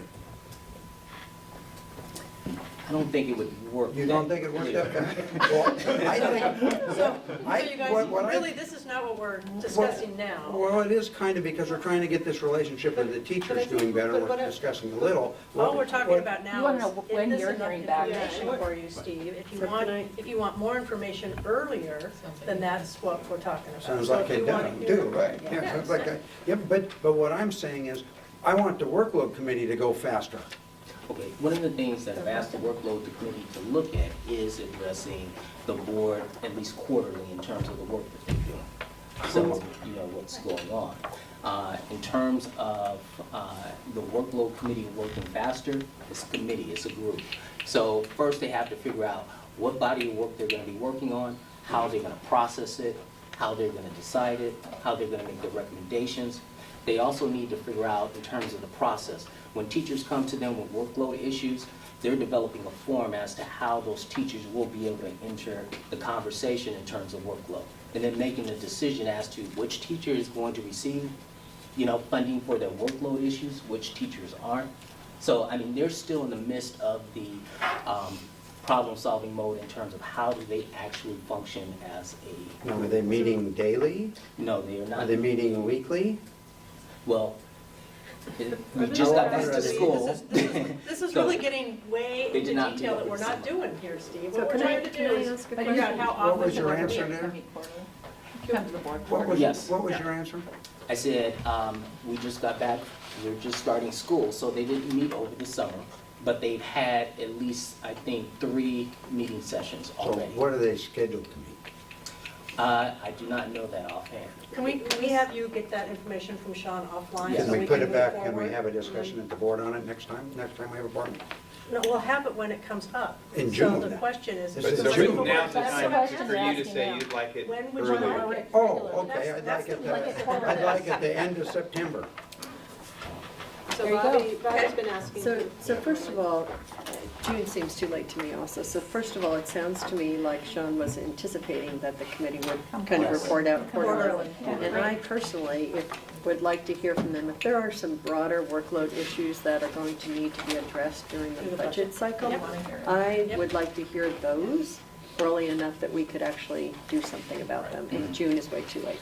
So, at least if you could have them be thinking about if there is any broader issue bubbling up that we need to be thinking about or addressing, we should be getting that in December or so, right? December, January, you tell me when, but. October? So if we hear. Well, if- before if the they- budget gets. If you can bring them to us quarterly, or we can have a report quarterly, Sean, that would be great. Great. And in addition to what Bobby's asking for, if you see an overarching issue that we should be aware of, that would be great to hear that too. So, just to make sure we've got it here, so, end of September, a little bit more detailed, quarterly updates for anything that's budget effective. Right. Okay? I think we're making a mistake to think that this is about the budget, the $1 million they have. This workload committee is about the workload. The budget is $1 million to fix workload problems. That's for but little things. Some of That's the little them, bit. That's the little things, Steve. some We're of talking them about are, bigger things. some of the problems are not fixed with the budget. I just want them to have the right attitude about it, because they can go all the way to June when we have the report and they got the wrong attitude about it, and think it's only about spending money as opposed to eliminating the MAP test. Well, and I think one of the things that we probably have to be patient with is a consensus-based process, and that we have to understand is going to take a little bit longer. I think it would actually is interesting to me that that's the protocol that they chose to operate in, because it's one that that actually demands quite a bit of relationship building and quite a bit of clarity and understanding. So I would be, not to put any sort of higher expectations on this work group committee, but I would be really interested in seeing how that process is working, because I think that can be an example that other committees can take on, because it gets to sort of the bone-on issues, and it isn't well, here's an agenda and let's move it forward. Those things tend to go away really rapidly. It's much more of we need to uncover, and then from that point, we can begin to make decisions. So that's why it takes longer, but it's a consensus-based process, so you have greater buy-in at the end of that decision-making. So. It was very interesting. I had the opportunity to attend one of the meetings, and I thought it was going to be, okay, district and the union. And when we got into those meetings, you have different perspectives on both sides. So you have high school perspective, you have, K through 12, SPED, and so forth. And so everyone is looking at their piece of the pie, so to speak. So it's not just the district and the union, it's all of us working on issues together. So just from a timing standpoint, Yes. we've got 20 minutes left in this section of the agenda. We're doing pretty good. I think we're okay. We're getting there, We'll but keep just. moving. So we're gonna move, So what I heard on that one was quarterly, and then also any overarching workload issues that you thought might be affected by the budget or remedied by a budget. And then also a little bit more information, maybe in the first quarterly one, about the actual process. Okay, continue to evolve the culture of district of ongoing emphasis on embedding a continuous improvement mindset. So, I have the same problem. regular data in the packets, excuse me a second, and school improvement plans, and looking at those in November. Is there anybody who wants more than just the November? Tom, was this one that you were particularly interested in? Yeah, it was one that I mentioned that has to do about culture. So, I think we're going to get it addressed throughout the whole, It's everything. It's everything. So this is, I think, fine. Okay. I don't think it's everything. I think it's a continuing improvement mindset says you're going to be able to measure that. And a lot of the stuff that we should be doing educationally is not measurable. We shouldn't be measuring it in the same manner. So I don't know, I'd suggest we change it from continuous improvement mindset to a continuous educational improvement mindset, which means that we're improving our whole child education, we're improving our engagement, you don't measure that kind of stuff the same way. And so that's my suggestion. How do you measure that? You don't, that's the whole point. How do you measure whether or not your wife is a good wife, So, or your child is a good child? Those things aren't measurable. But we'll do what we can. And But, we'll hear a report but about Steve, it in and November. also it's more than, for me, when I looked at this, it was more than just the numbers on, Well, say, yeah, the I know- milestones. yeah, I know where you're It's- coming from. Yeah, I know where It's you're a framework of, Yeah. say, how are we supporting our principals? I mean, that's on Exactly. everyday Exactly. situations. How do we? That's why I thought we got to it better if we changed the language to go continuous educational improvement mindset, and then we'd be looking at things beyond just what was measurable. So does the I know November, you. so is the November work session sufficient? Anybody want more than that? Something else? Okay. So, begin and implement a plan to examine the district's current assessment and testing practices. So we have a work session on that in November.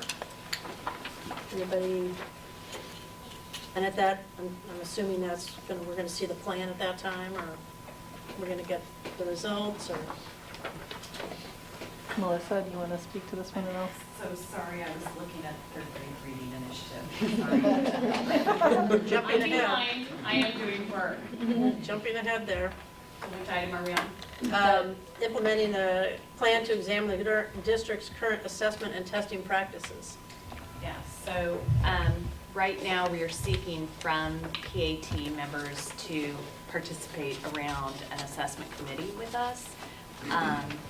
And what we're trying to work around is taking a look at multiple measures of assessment, so not a single way to measure students, similar to what I know that I'm not sure Director Buell would find this to be similar, but I'm going to say similar to what Director Buell was talking about. So as we're talking about assessment, we're not just talking about a single indicator of student academic success, but we're looking at multiple measures so that we're better able to take a look at how we're doing in assessing in moving students forward as full children. And you'll be ready in November with that report out? We'll be ready to tell you where we are up to date and where we're headed. Anybody need more than that, or? Complaint policy, I'm sorry. go ahead. It'd be nice to know where they land. Where I mean, they if right. I mean, especially, I don't know if you're expecting something before the testing window, which is probably now April or something. So there are certain pieces that we're not going to be changing as far as assessment is concerned. So if you're wondering around, for example, smarter balanced assessment and our practices around that, those pieces won't be changing. Where we will find differences are really leading into quality assessment practices for next year to better inform our practices on a scale beyond simple math and reading, for example. And then when we're looking at upper grades, what are we looking at around math and reading prowess, and whether the tools that we're currently using are actually giving us the information that we need. But I'm hearing maybe a written report at the end of the year. I'm just thinking something that tells us kind of what our best thinking is about that. Whether it could be June, July, August, because it doesn't need to be, at the end of the year if we're looking at. I have a question for Ms. Goff. Melissa, when you say multiple measures, you're not talking more tests? No. You're talking typical multiple measures where you do the formative stuff, not just, okay, thank you. All right. And this one, could we maybe see where we are at the November that's work exactly. session? And then if we need a follow-up, Yeah. we can put it on, we can just say, let's send this to agenda, add this to the agenda. That sounds great. Okay. Great. All right, reviewing and revising the complaint policy and procedures to be more clear and family-friendly. So that's our work session next week? Tuesday, Yep. yes. And the first and second reading? Yeah, September and November. And then the audit, so as you know, we have we're doing an audit that came out of our complaint with ODE and our corrective action plan, so we would do an update to all of you on our audit progress in July. Can you identify that as that audit? Because we have other audits. Yes, not our board performance. Yes. Okay. Anything else, anybody? Continue to increase high school graduation rates and work to narrow the achievement gap with emphasis on taking steps to ensure students graduate from Portland Public Schools, college and career ready. So we have a number of different places where that's going to be considered, including multiple pathways in December, work session, graduation rates, work session, and then CTE, career learning in October and February. Other I think to Bobby's point. things you wanted to include within that? Yeah, just so it shows up in the staffing and looking at how we're doing that, so it'll show up there too. So it also shows up in the budget piece. Does that include ESL? Emphasis on taking steps to ensure students graduate from the... So we have, yeah. We have ESL. This on the graduation, student graduate from PPS. Oh, it's on the calendar, sorry, it's on the calendar, the actual calendar in January. But that should be added to the annual actions required, because that was part of that resolution, Yes. right? That there would be continuing reporting on. Yep. Can you repeat that? I got it. Oh.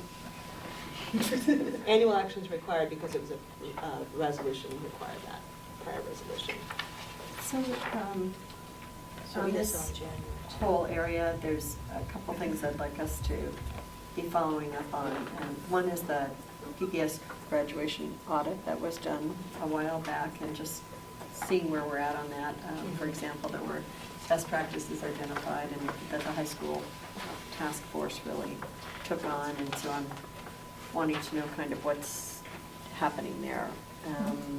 And then the other thing is following up on we should be getting reports back hopefully on the instructional time and how we're doing, in terms of just making sure that our kids get a full class day. So so you're saying the scheduling piece of it? Yeah, I mean, Okay, just okay, knowing just- that our kids are getting And then 130, 900, all of that, that we should be tracking that too. So one piece, I mean, you had that high school action team and the recommendations that came out of that. I'm wondering, it could be, maybe if it was a written report, but something, just so we're all clear on what are the strategies that are in place for this, just as a recap Right. for us and for the public to be clear kind of coming into this year. Just, high-level recap of that, I think would be really helpful. So we can kind of have that go into the year. and Which then- things we actually funded in the budget. Right, and then we'll be able, when we get to budget time, we'll refer back and at least on a preliminary basis say, wow, this has been an amazing bang for the buck, let's do more, or vice versa, hasn't panned out quite, whatever. Yep. But just to have that reference point, I think would be really helpful. And when would you think about that? Well, I was thinking even just as a written, if you already have that, what we're doing, what was decided out of, as a result of the High school action team, yeah. Is there a date for that? That you'd like to have that? When would be a good date for that? I mean, There were multiple different things that came out of that, so Right. it would be I'd love great to to do actually that. get a full report to the Yeah. board on Yeah. what we're doing, so. I mean, it got reflected in the budget. It's in the work. Yeah. So it's really recapping. Some of it's in the budget and some of it is. Yeah. Some of it's sort of piloty stuff. I mean, Exactly. it would Right. be good for us to get a full report. So, Yes. why don't Roseanne and I look, I mean, we can do it this fall, so let's just look and see where, we've got pretty full. That'd be You can see great. October's Yeah. really long. We've got really full, so we'll just see where we can Yeah. plug it in these first few months. That's great. Third grade reading. So it comes through the Achievement Compact in October work session, and the grade reading November work. It's got a standalone There work it is, session over in there. November. What was that? Yeah, has its own in November. One of my concerns about the third grade reading is that we're looking at it as third grade reading, or we're looking at it as first grade reading or second grade reading, but we're not looking at it as making sure all the kids get to where they're supposed to be, which is a different approach than looking at it as third grade reading And I'd love to have something at this work session in October telling us how we're getting children to that spot. Not just, oh, we've got this program. That yes, is but what that is. do we have That's what enough that is. reading teachers in the first grade to work with those kids who are coming in behind and da-da-da, and those types of things, and how we're approaching that? And would certificated librarians help along those lines? Probably would. Those types of things to have. So that's a different Do you want ballgame. to speak to this one? I think that's what we're doing. That is what we're doing? Yeah. Be great. Confirm, that is what we're doing. Great. And we're looking at this one as all of our early childhood investments as being part of what's getting us to the third grade reading. So like, it's exactly what you're talking about. Yeah, that's right. Yeah. I'd have some real serious questions. We don't think it's about just it. happening in third grade, yeah. I know. And it's not just a test. And it's not just the test, Yeah. yeah. Okay, so anything else on third grade reading? And then finally, our last one under our priorities or our areas of focus, identify and take action on specific strategies and supports to reduce disproportionate discipline within the district, particularly for students of color. So we have a work session on the data that's collected and strategies in January, and then one in June. Are there other times or other things that board members need for that? Two things. One, I move it up because I think it's a huge issue out in the community, and I think it's an important, critical issue. On this page that I gave you comments on board work plan for 2014-2015, the first part is plan to eliminate it. This is not a plan. There should be a plan to eliminate discipline disparities, and it should include all of these things. And this is, if I had to say, where am I most critical other than how we approach the testing in the district, this would be it. I don't think we're working on all of the things that have to do with this disparity. It's not just we have some teachers and they're not very good culturally maybe. There's all these other things that we need to have as a package to approach this. I've listed, just these were kind of off the top of my head. So if people are interested in that, there they are for some things we should be doing other than what we are doing. So do you think we there you should go. move it up earlier? I Steve, think we than should this? move it So, up earlier. Amanda, Yes. are you, do others have that sense of urgency around this? Or Well, yes, the January urgency, is but pretty. it's more the timing. Right. The timing makes sense, given, I mean, there's We have specific budget. investments that were made in the budget, and being able to say, And this one is one that's got, again, a really cross-sector work group that's being assembled to work on it, and it is really multifaceted, so it's, I don't know. A lot of the things I've suggested here are not budgetary. We'll pass that on to the committee and to Lorenza, who's heading it up. But it is happening on a lot of different, like, facets of it, in terms of what kind of supports do you build in, what are So policies. there is an equity plan implementation update. Will there be some of that in that, Lorenzo? So That's we could in- do. That's in December. We can surely incorporate a number of those elements, looking at the strategies and what we're doing to that point at that time. And look at some of the things that you suggested, Steve, that really starts to feed into some of our initial thinking, so we can do that where we're at preliminary, same time and do the equity piece. We can do that. It's also, A little bit more in it's December. also work that's being done, at least in support by the other districts across Multnomah County, and Eliminating Disparities Collaborative, with all It's hands happening raised. in a number of. And also that, I mean, if we can suggest wording language, there is no disproportionate discipline for white students. Unless you were in Woodburn, where it was disproportionate for white kids because they were the minority up there, and then it was disproportionate for the white kids versus the Latino kids, when they're about 90%. I'm not familiar what's happening. so, just in terms of. Flip-flopped in Woodburn. Yeah, we've words Let's specific, focus. I have no problem with. Which I thought was interesting. Eliminate it, I mean, that's, yeah. An exclusion. When we're and done with this, exclusion. I just wanted to go back to one. So is there an earlier update on this last one? I'm hearing, so some of that will be, Lorenzo will include some information in his report in December. The equity part. And then we'll have a full-blown, I think I saw it here in January, isn't it? Yep. Yeah, it's in January too. Oh, there it is. And then again in June. when we get the year-end data. And we can remove the word particularly. Particularly. We're doing some minor clarifying edits. So Bobby, what do you have? So I'm realizing that when we had this first bullet on the second page, continue toward forging a collaborative working relationship with PAT, that we ended up kind of talking about teacher evaluations and then getting way into a discussion about workload. And I guess I'm looking at this as a broader bullet than that, and wanting us to be sure to be looking for opportunities where we can work together. So I think about legislative initiatives and where we can work together. I just heard that OEA and PAT have on October 18th, during that week, they're going to be doing something to highlight public education. I don't know if we're part of that, or we can be part of that, or that would be in there. I don't know what that is, or where we could be working together on things. I think about something like, could the district do a new teacher welcome, since we have so many new teachers here, and would there be a way to do that together? I don't know, but it would be. It just happened. We do that, yeah. So, just committees, I'm just trying to figure out other ways, the levy, obviously. But I'm just trying to figure out other ways that we could kind of figure out how to work collectively. Call up the leadership of the PAT and say, what do you think of this? Yeah, well, we're having coffee on Thursday, I think. You guys are having, and we're doing a dinner with, Tomorrow. a leadership dinner with leadership of PAT and leadership of the district to go through and just take stock on things that we set in motion during bargaining.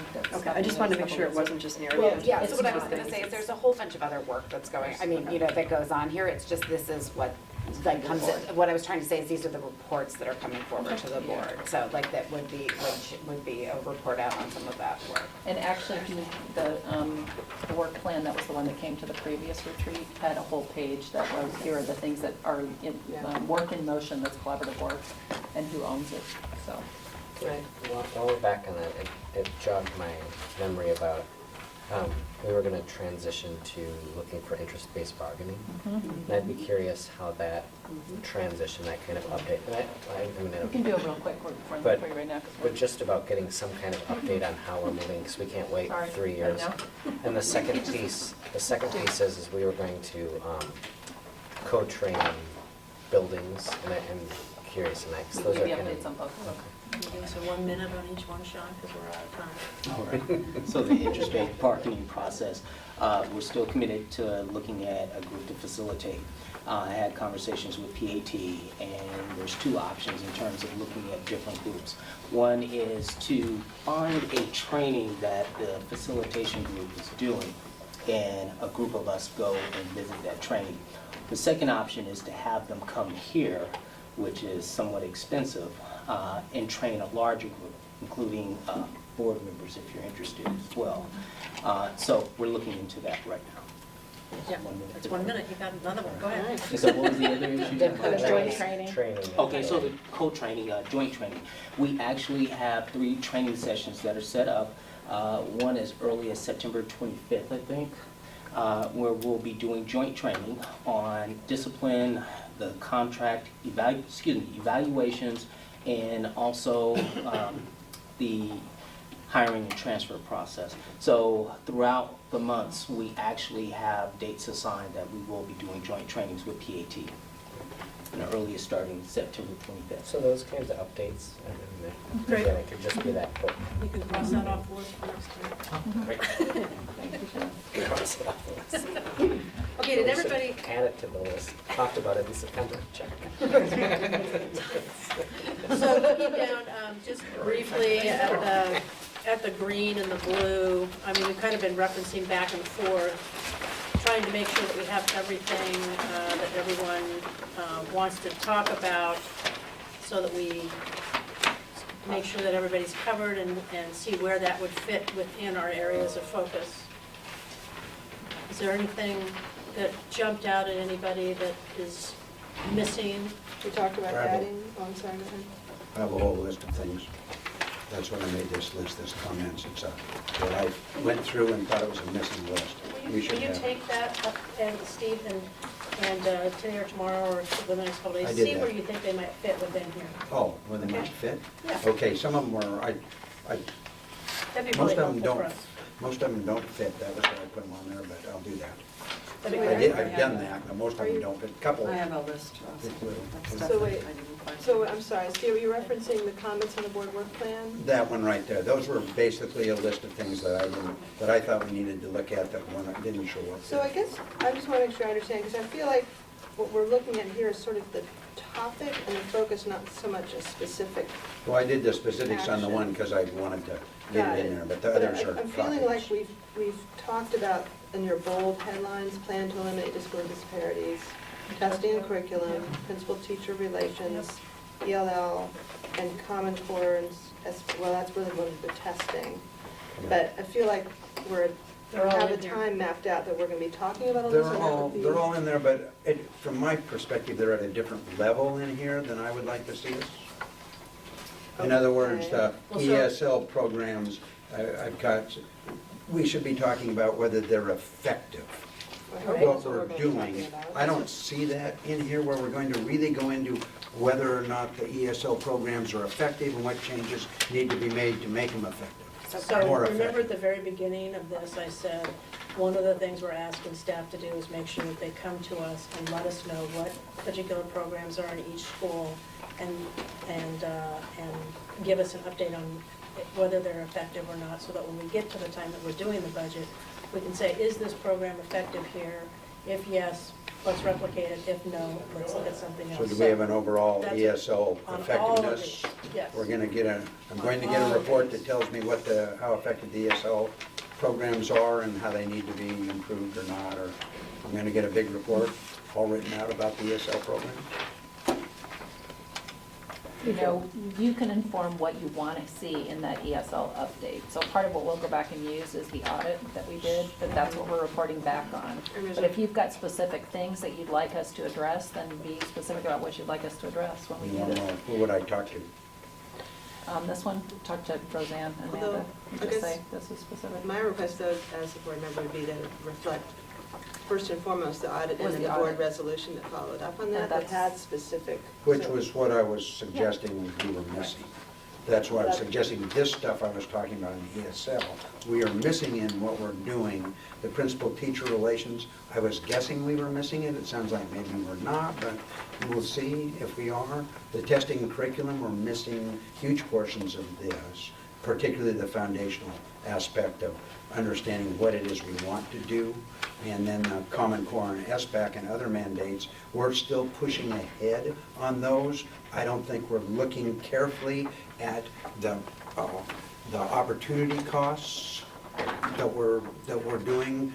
We still have the superintendent, who I admire and like, was on television today talking about the Common Core, according to what I heard, and how good a deal it was, and we should be talking about how bad a deal it is and how we're being pressured by the state to do these things that don't make sense. That's a different level. That's all I'm saying. I just was looking at a different level, and I was just pointing that out. No problem if you don't want to do them at that level. That's a board decision, not mine, but I was pointing I it. think there's the opportunity in these meetings for you to express that opinion, Steve. Okay. And also, like the Yeah. ESL one, So take a when we look. get to it, I'll express these opinions. Yeah, sure. Okay. On the That's ESL one where too, you take a should. look at the audit and the resolution and what are the things that we would be covering, and if there are other things you'd like to see, then let us know what they are. I also think when you're asking Roseanne to set up times for you to go visit schools, be specific about the kinds of programs you want to go see, because we can take you to see where do we think we have good practice happening. So I know we need to move on and maybe have a quick break, but Bobby, you said you had a list? Well, I have, are we going to be moving on to this? No. No, we're not? Well, these are all on this. Okay, yeah, I have a list then. But, so first of all, in terms of annual actions, I don't know whether these are required or not, but there's two things, at least annually, I also would love to see. One is, we made a big deal when we passed the bond that we had this capital asset renewal plan, and we also had the construction excise tax, and I would like annually at least to understand how much money is in those, and maybe some sense if we've spent any of it, how or what we've spent it on. So So does that- I think the community needs to know that also. Is that a written report, or do you want it? I think the community should hear about it. I mean, the construction excise tax is a tax in our communities. And then fold it into the. It's an accountability thing, I think. Awesome. So it's the capital asset renewal plan Construction excise. and the construction excise tax. So capital asset renewal plan and the construction excise tax. So both of those are kind of commitments we've made to our community, and I think that we should do an update to the community on those. And it's basically about how we maintain our new assets as we go. And then the second one is we're making a big new investment in pre-K, especially at the Clarendon site, and I would like to have something around that in terms of an understanding of what difference it's making, or if it is, or where we're going next, or what.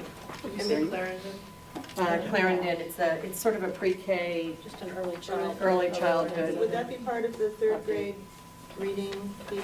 You tell me. I mean, if you consider it under that, Yeah, so I was gonna to say, me, like, it feels a little different, it's bigger.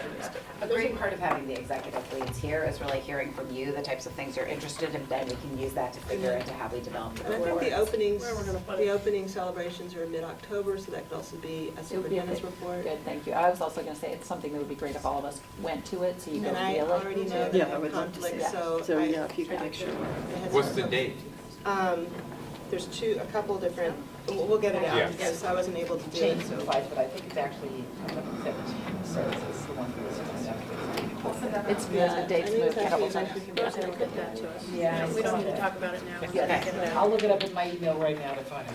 Okay, we'll get So it then to a couple of Roseanne. other things, at least I just want to make sure they're captured somewhere. We didn't really talk about our, I see it on this, which is why I was asking, I don't see it on this, but our legislative priorities and whether they're incorporated Yeah, we do need to put that on here. in this. I'm not seeing them on here. Thank you. And then we also have, we're hopefully going to be rehiring a performance auditor, and at some point, we're going to be needing to figure out what are the audit Great plan. segue into the next thing, so yes. So that's another one. And this one can wait. Okay. So outdoor school is one that's just a hands-on, would Right. say experiential, Hands-on, project-based. project-based learning. I would love for us to relook at outdoor school. That could be part of the budget process, Right. but I at least want it to be in there. And then there's one issue that just keeps coming up among the state school funding task force, and it's this whole issue that a lot of districts are keeping seniors for a fifth year, and about 20 districts around the state are doing it, and are doing it in bigger and bigger ways, where they basically are using the school funding formula to pay for the first year of community college for students. And we either need to work with the legislature to figure out how to stop that practice, because it's diluting the state school fund for everybody else, or we need to step in and offer it to our students, one or the other.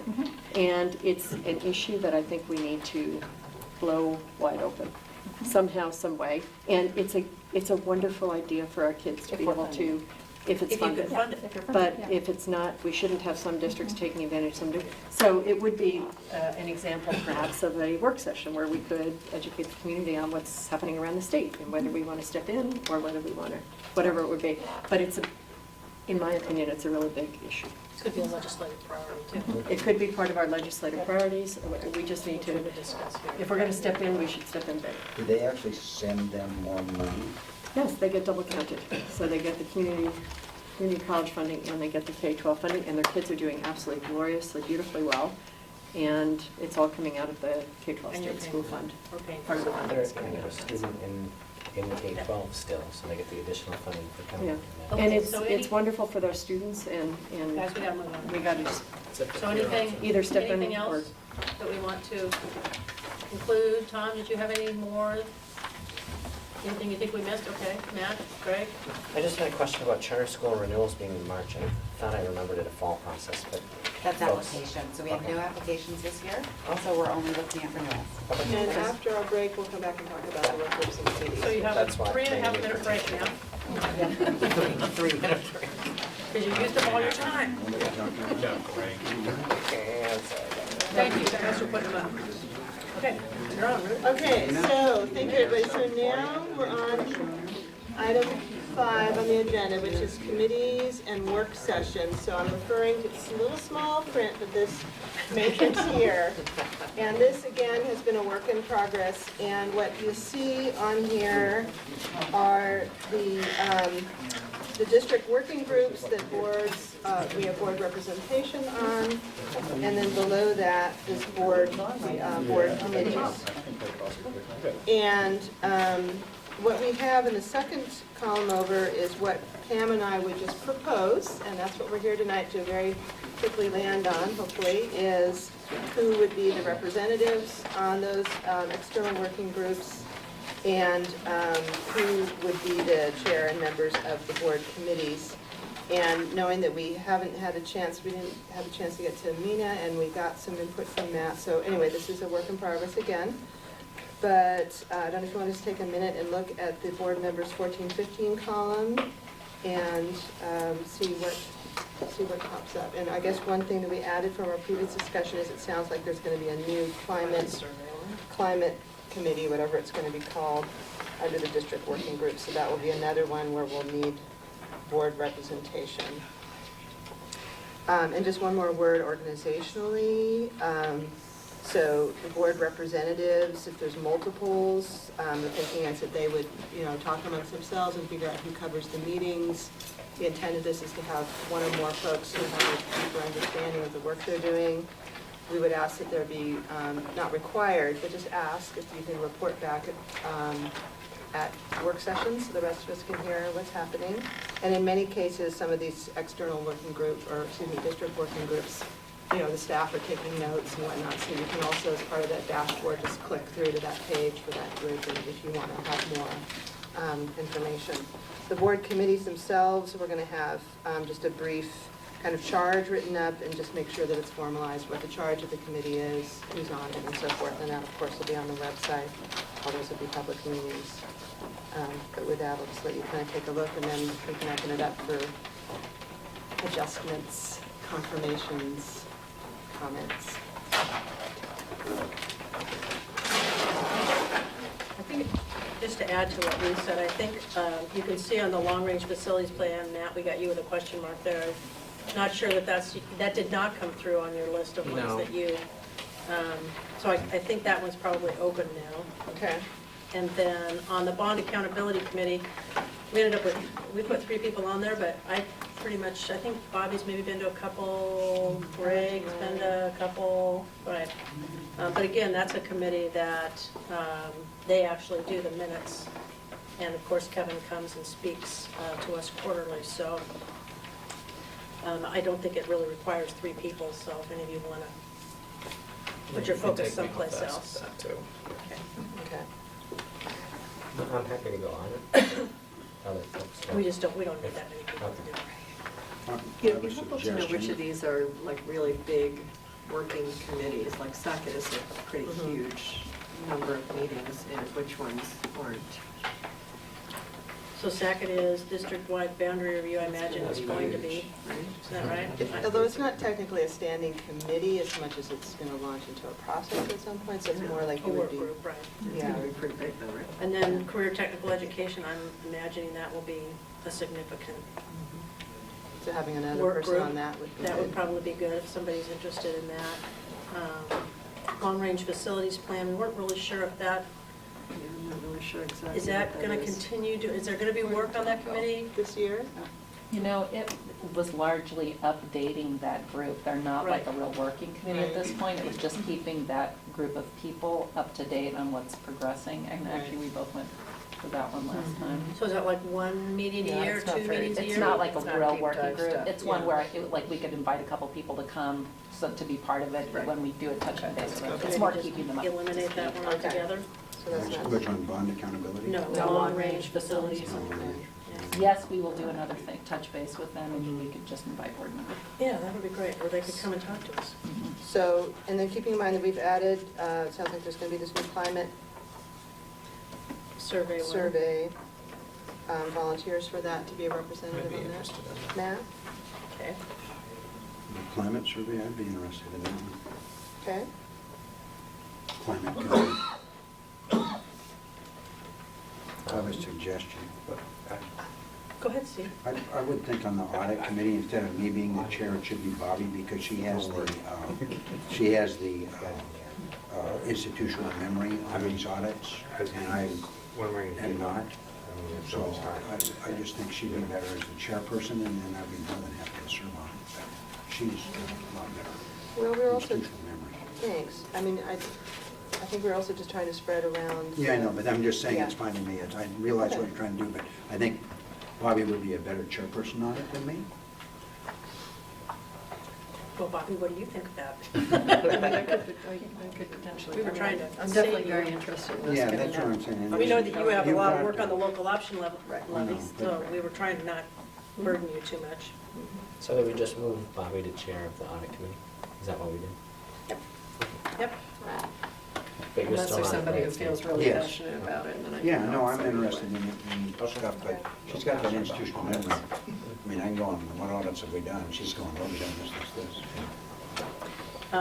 And then the legislative one, there's a question mark by my name because I'm really not that invested in that. If somebody else wants to do it, I'm more than happy to I'd like to be on step it. aside. Maybe you want to do Yeah, that especially too? because a lot of super staff members are interested in doing a lot of lobbying Right. and other legislative things. Fabulous, great. Okay. Any other board member interested in that or want to think about it? I'm definitely interested, but you've got me already. Yeah. On what? I'm definitely interested, but you've got me down. Yeah, you're there already. So I guess I'm looking at Tom or Matt or Ruth. Steve. To the legislature.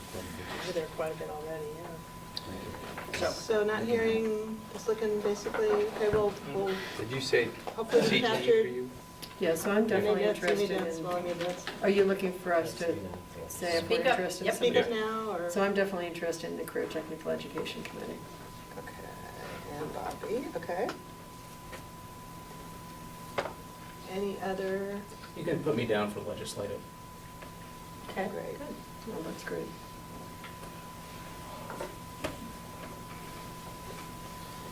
Okay, so going from the top, the changes I have are, the new CTE Hands-On Learning Committee is Tom and Bobby. We don't need long-range facilities plan official representation, because that'll just be an opportunity to attend their M1 yearly update. Bond Accountability Committee. Development Committee, Bond Development Committee first. Oh, there's no changes to I that. hadn't heard any changes on that one. Bond Accountability Committee, we took off, Can I I ask- scribbled out so hard, I think it was Can I Matt's. ask just a clarifying question? At one point, Tom was on the bond development committee. Have you pulled off?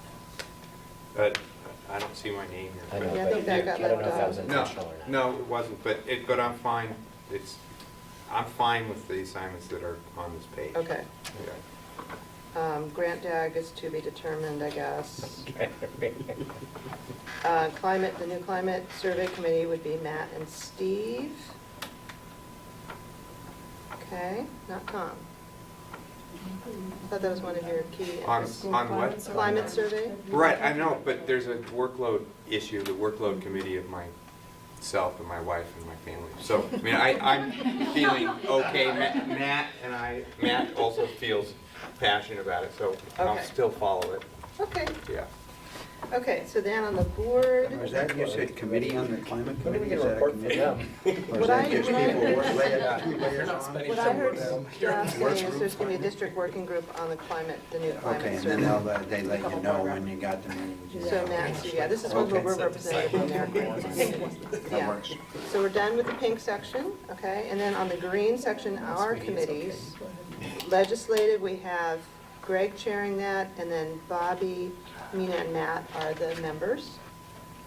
Audit, we have Bobby chairing, Steve and Matt are the members. Charter, we have Tom chairing, Greg and Matt are the members. Budget is all of us, just to reaffirm that. So could you also put the teacher levy down on that list? I think we didn't put it on just because it's an offline, I mean, We didn't add it to this. It's a district resource.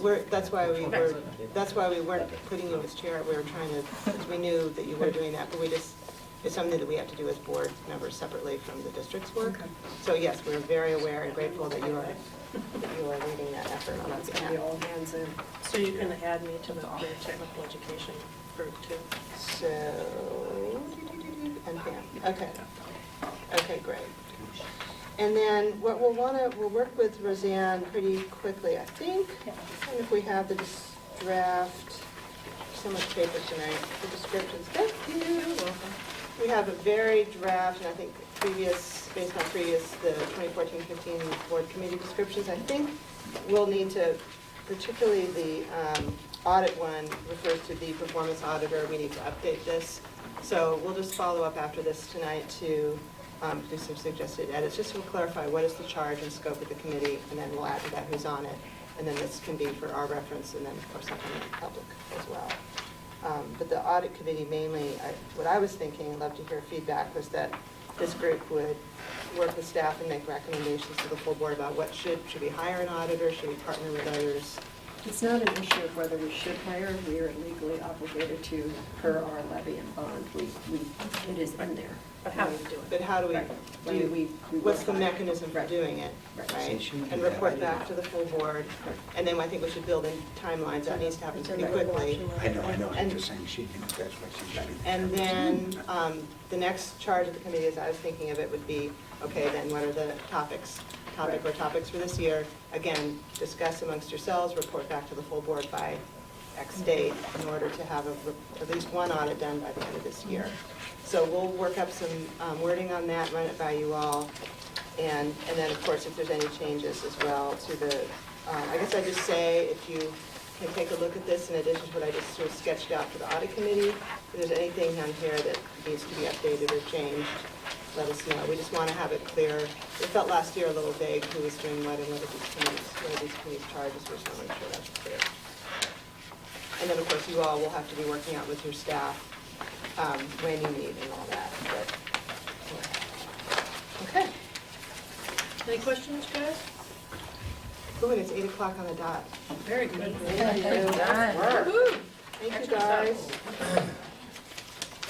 John, you're on. Did we do something for you? Am I missing it? I see 2014-15 PPS Board Community Outreach Plan, and I don't know if this got in here in advance? It did not. It did not, okay. We were making tweaks to it right after the meeting. No, this is the one, right? First let me say that the Community Involvement and Public Affairs team is really excited to serve all of you in helping you do a more comprehensive outreach plan throughout this school year. This was a lot of fun to put together, although it's not very complicated. This is pretty simple stuff. But we are really looking forward to putting more of our staff and communication resources behind helping each of you individually and as a body be more visibly involved and available to the community. I say that with all due respect to each of you because I'm aware of anyone of how hard you guys all work, how you're already doing outreach, how you're out there and your volunteers. But this, we think, will add to what you're already doing and make the highest maximum use of the little time that you have for this, so that when you're participating in this plan, you're maximizing your impact, is the way I think of it. So I just want to walk really quickly through this and then answer any questions that you might have. So the plan we put together is focused on 5 goals, and that the first is that we're expanding your availability. When we tend to do the same things over and over again, you tend to talk to the same people and over again. So we're really focused on how to make you more available and make all residents aware that they have the opportunity to interact with you. Knowing that, so we're thinking about that while we serve certain communities, we're a district that's funded by all residents through the taxes that they pay, so we focused on that. We focused on hitting each high school cluster with a town hall meeting, that you're in every corner of the city, so we're hitting each of your zones, and that every neighborhood in the city has an opportunity to interact with you. That we focus, as you talked about, participating in community meetings that are going to be going on in schools with principals, with PTAs, at kindergarten roundups, things like that, so that we're doing a better job of helping get those things on your schedule as they go along, and informing our schools that you're available to be there when they have their ongoing community meetings. And that the last is we're helping raise awareness of who you are and helping raise the awareness of the community's ability of how to reach you and ask you for service as constituents. So the first thing is that we are prepared to help implement, organize, and inform the community of the opportunity to come to a town hall meeting with everyone on the board this fall. So we would start with sort of a bang by holding town hall meetings across the district. I know town hall meetings are not, it's not like it's a shocking new idea, but they are a tried and true way to give everyone in the community who wants the opportunity to come dialogue with you about whatever they want to talk about, the opportunity to do it, and it's open for everyone. Again, this is focusing on how do we put you in a position to communicate with more than just the same people who are always engaged with the things that are going on in the district. Obviously, those folks will also be able to come to these meetings. So we're recommending that we do a high school cluster town hall meeting in each high school where we invite the whole cluster, and that we focus on having different teams of you at each, where the lead board member would be the board member from that zone. So Bobby, you would be the lead, for example, at Lincoln, Tom, you would be the lead at Franklin, and then as others are available, we'd have a team at 3 at each meeting. We could even have more than that because these will be publicly noticed meetings if we wanted to do it. But that would be the focus this fall, where we're really visibly having board members out and available in the community. In addition, we're proposing that each of you commits to doing at least 2 school-based community events quarterly, so 2 in the fall, 2 in the winter, 2 in the spring. So each of you would say, I'm willing to do 6 schools that I'm willing to go on, either for a principal coffee, a PTA meeting, a kindergarten roundup, they have regular parent ice cream socials at my son's school, for example, those types of things, where then we would work to inform the school community that you'll be there and available, okay? So I'm doing all the ice cream stuff. There you go. Alignment with our wellness plan. So if each of you commits to doing 6 for the year, that will get us a board member in 42 schools at a time when we can inform the community that you'll be there. I know that you're all in schools all the time. This is doing it in a way where the community is aware you're there, they know you're available, they know it's a resource. So being able to communicate it out and for people to know is a key part of this, okay? So it's for organized events, knowing that you'll all be in probably every school at some point this year. And then what we will do for staff is very specific strategic support that you can use as a resource in an ongoing basis. So staff will be available at all of these events to very meticulously record questions and answers. And also, it's inevitable, I've done enough town hall meetings, you will get a question, each of you, that you go, gosh, I don't have the answer to that question, but our staff will take it down and we'll get the answer back to you. And so we commit to doing that within a week. But as we do that, as you answer questions and as we follow up and answer questions, we're going to use that and build a board-specific frequently asked questions sheet that we grow throughout the year and post on the board website.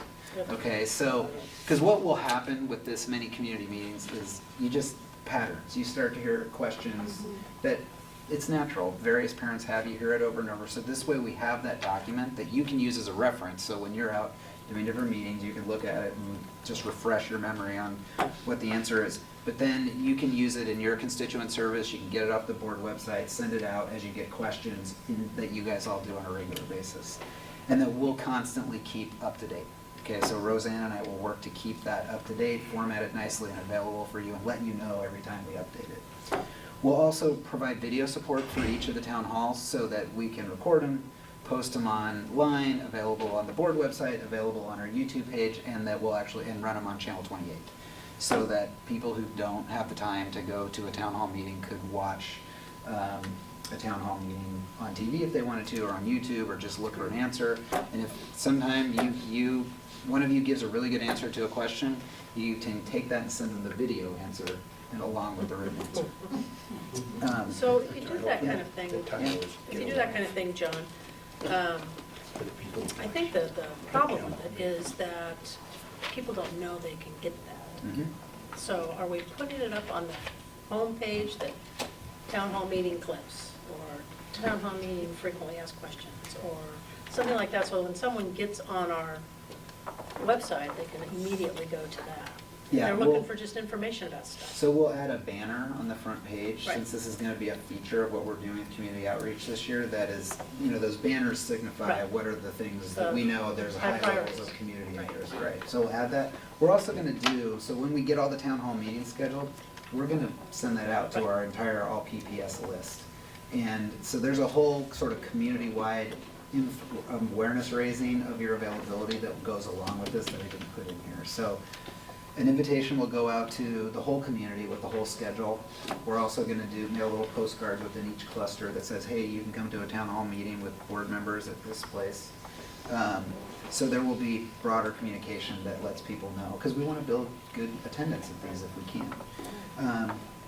And so, you know, a little innovation in here is if you give a good answer to a question that you really liked, we'll actually be able to go in and we can cut that out of the video and just, you know, instead of like an hour-long town hall video, it's like if you have a 2-minute really good answer to a question, or you saw one of your colleagues give a good answer, you can let us know. We can edit that out and say, hey, here's a good 2 minutes on this topic for each of you to send out if you want to use it that way. The last thing is about a town hall, I'd say, is that it's sort of it's very topic neutral. So we know each of you has different things. You have goals that you're setting as a body, and it gives you an opportunity to talk about those. But each of you has different interests and things that you're working on, so it also allows that variety that each of you has as an individually elected person. And then the last thing is we will provide translation and childcare for every meeting and make sure the community knows about that.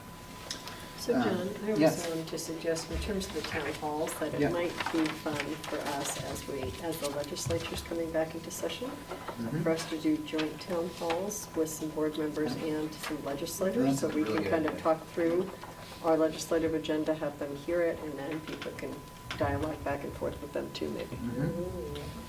It's a really good idea. That'd be fun. Yeah. It's a really good idea during session, too. Yeah, okay. Okay.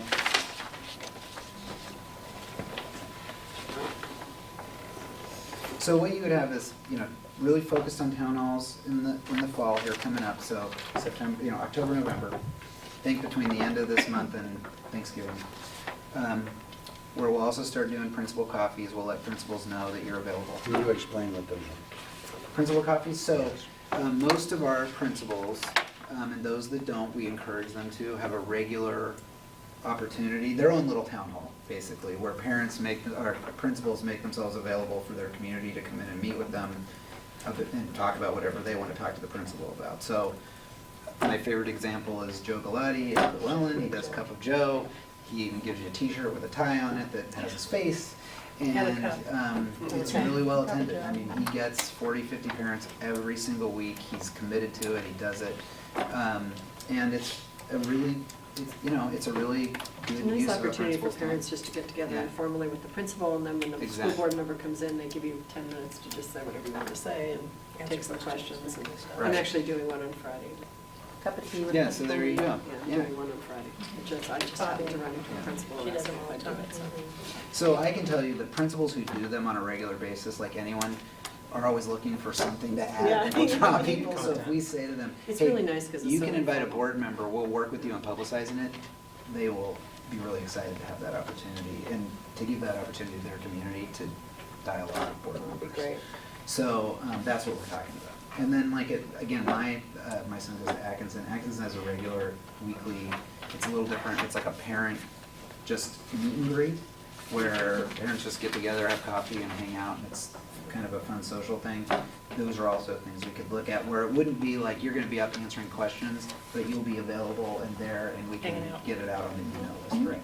Exactly. Great. If we do this plan, I can tell you, it will, to the average, you know, typical PPS parent, they will notice a big difference. It'll sort of feel like, wow, board members are everywhere. I'm getting invitations here to this, and that's what we want, is that there's multiple opportunities for folks who want it. That's what we want. Yes, right. All of us want it.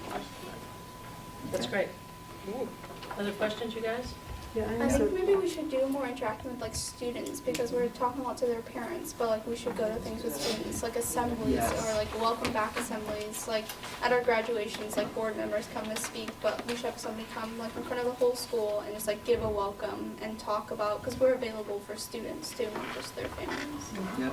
So Nina, because I hadn't had a chance to sit down with you, I wrote a little like throwaway line for you in here that said, we'll work with, so if you look at the end of the bullet on the back, it says SIP will work with the board student representative to organize student town hall. Yeah. So we definitely need to add that. That's Yeah. good.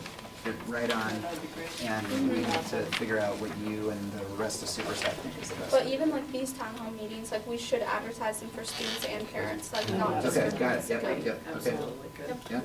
Great point. So, I don't know if other people will like this idea or not, but number 5 on the front page, raise awareness of who is on the school board, how to communicate on a regular basis. One of the things that it just seems like is a little bit of a missed opportunity is our board PPS website page. The board, I mean, all it does is just have our picture and like nothing. So at some point, I don't know if others would want this or not, just to put a little bit more flavor in there. Bios, like. They are on there, you A have to little click bit, on it. either a little bit of a bio, or maybe what other boards we serve on, or There is a special section like interests or that. whatever. Click on your name or someplace, it's on there. But it's not. But it's hard to But find. anytime, It's hard to so find. this is the science of. Okay, I'd like Yeah, to see it's what's on hard there to for me then. Anytime you have to click, you're reducing the Yeah. number of people who are Right. reading it. It's So hard we to might, find. it might just be a reformat, instead of having to click, we could make it so that. We'll go in there and look and see if there was much there. Right. Well, even on like the Facebook, like you could do a monthly like meet a new board member where like you publicize something about them and make a short video about them. So can thanks for bringing that up, Mina. So I have a question to ask the board. How many of you would be willing, if we did like live chats on our Facebook page, you'd be willing to do one for like 30 minutes, and we said, Director Steve Buell's available, great, okay. Because we have, 17,000 followers on our Facebook page now. So would everyone be available? That would be really. Half an hour is really long. Yes. You can do a half an hour, my eyes shut.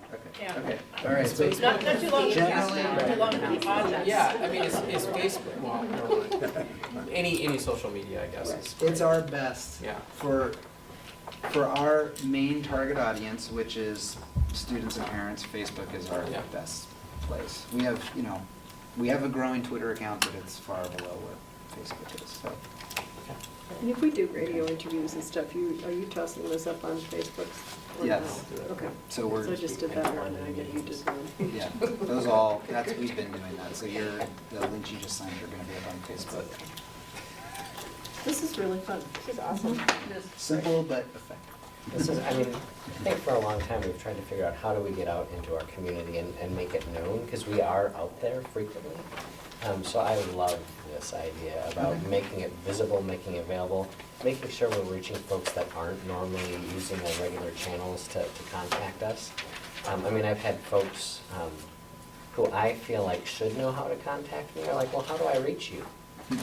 Like, okay, if somebody has to ask that, then they're not familiar with email or, you know what I mean? So I think this is a great idea. This is exciting. I think we could do a school board calendar. Okay. Getting John. Like really, really good. I'd be interested, I think these are all fantastic ideas. I'd be interested in seeing what are some options for students and their families who don't participate in these types of events.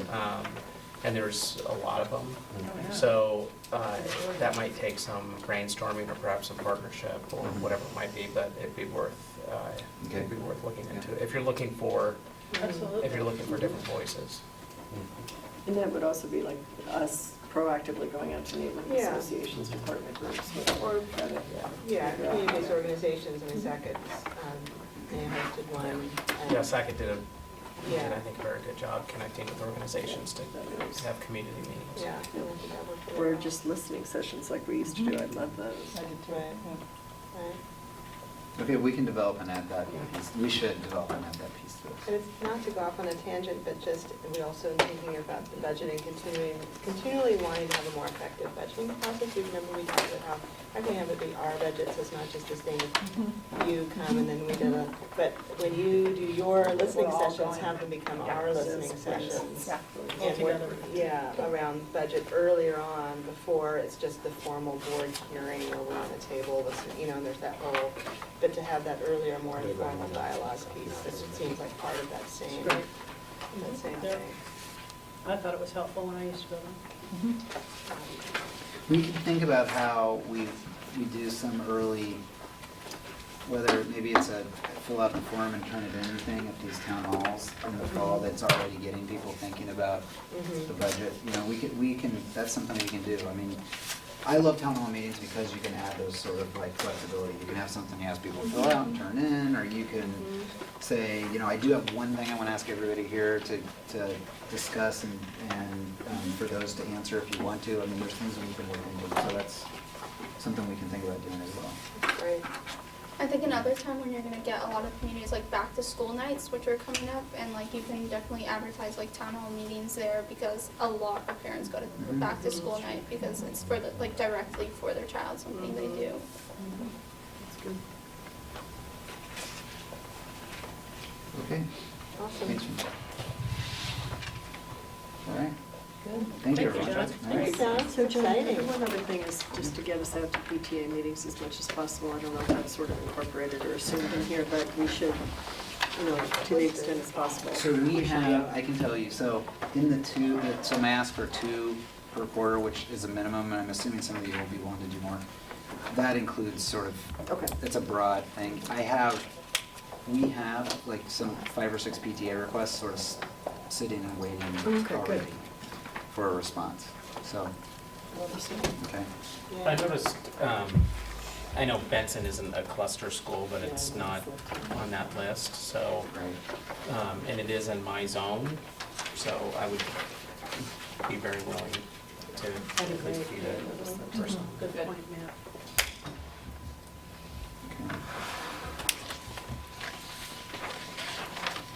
Any other Okay, comments?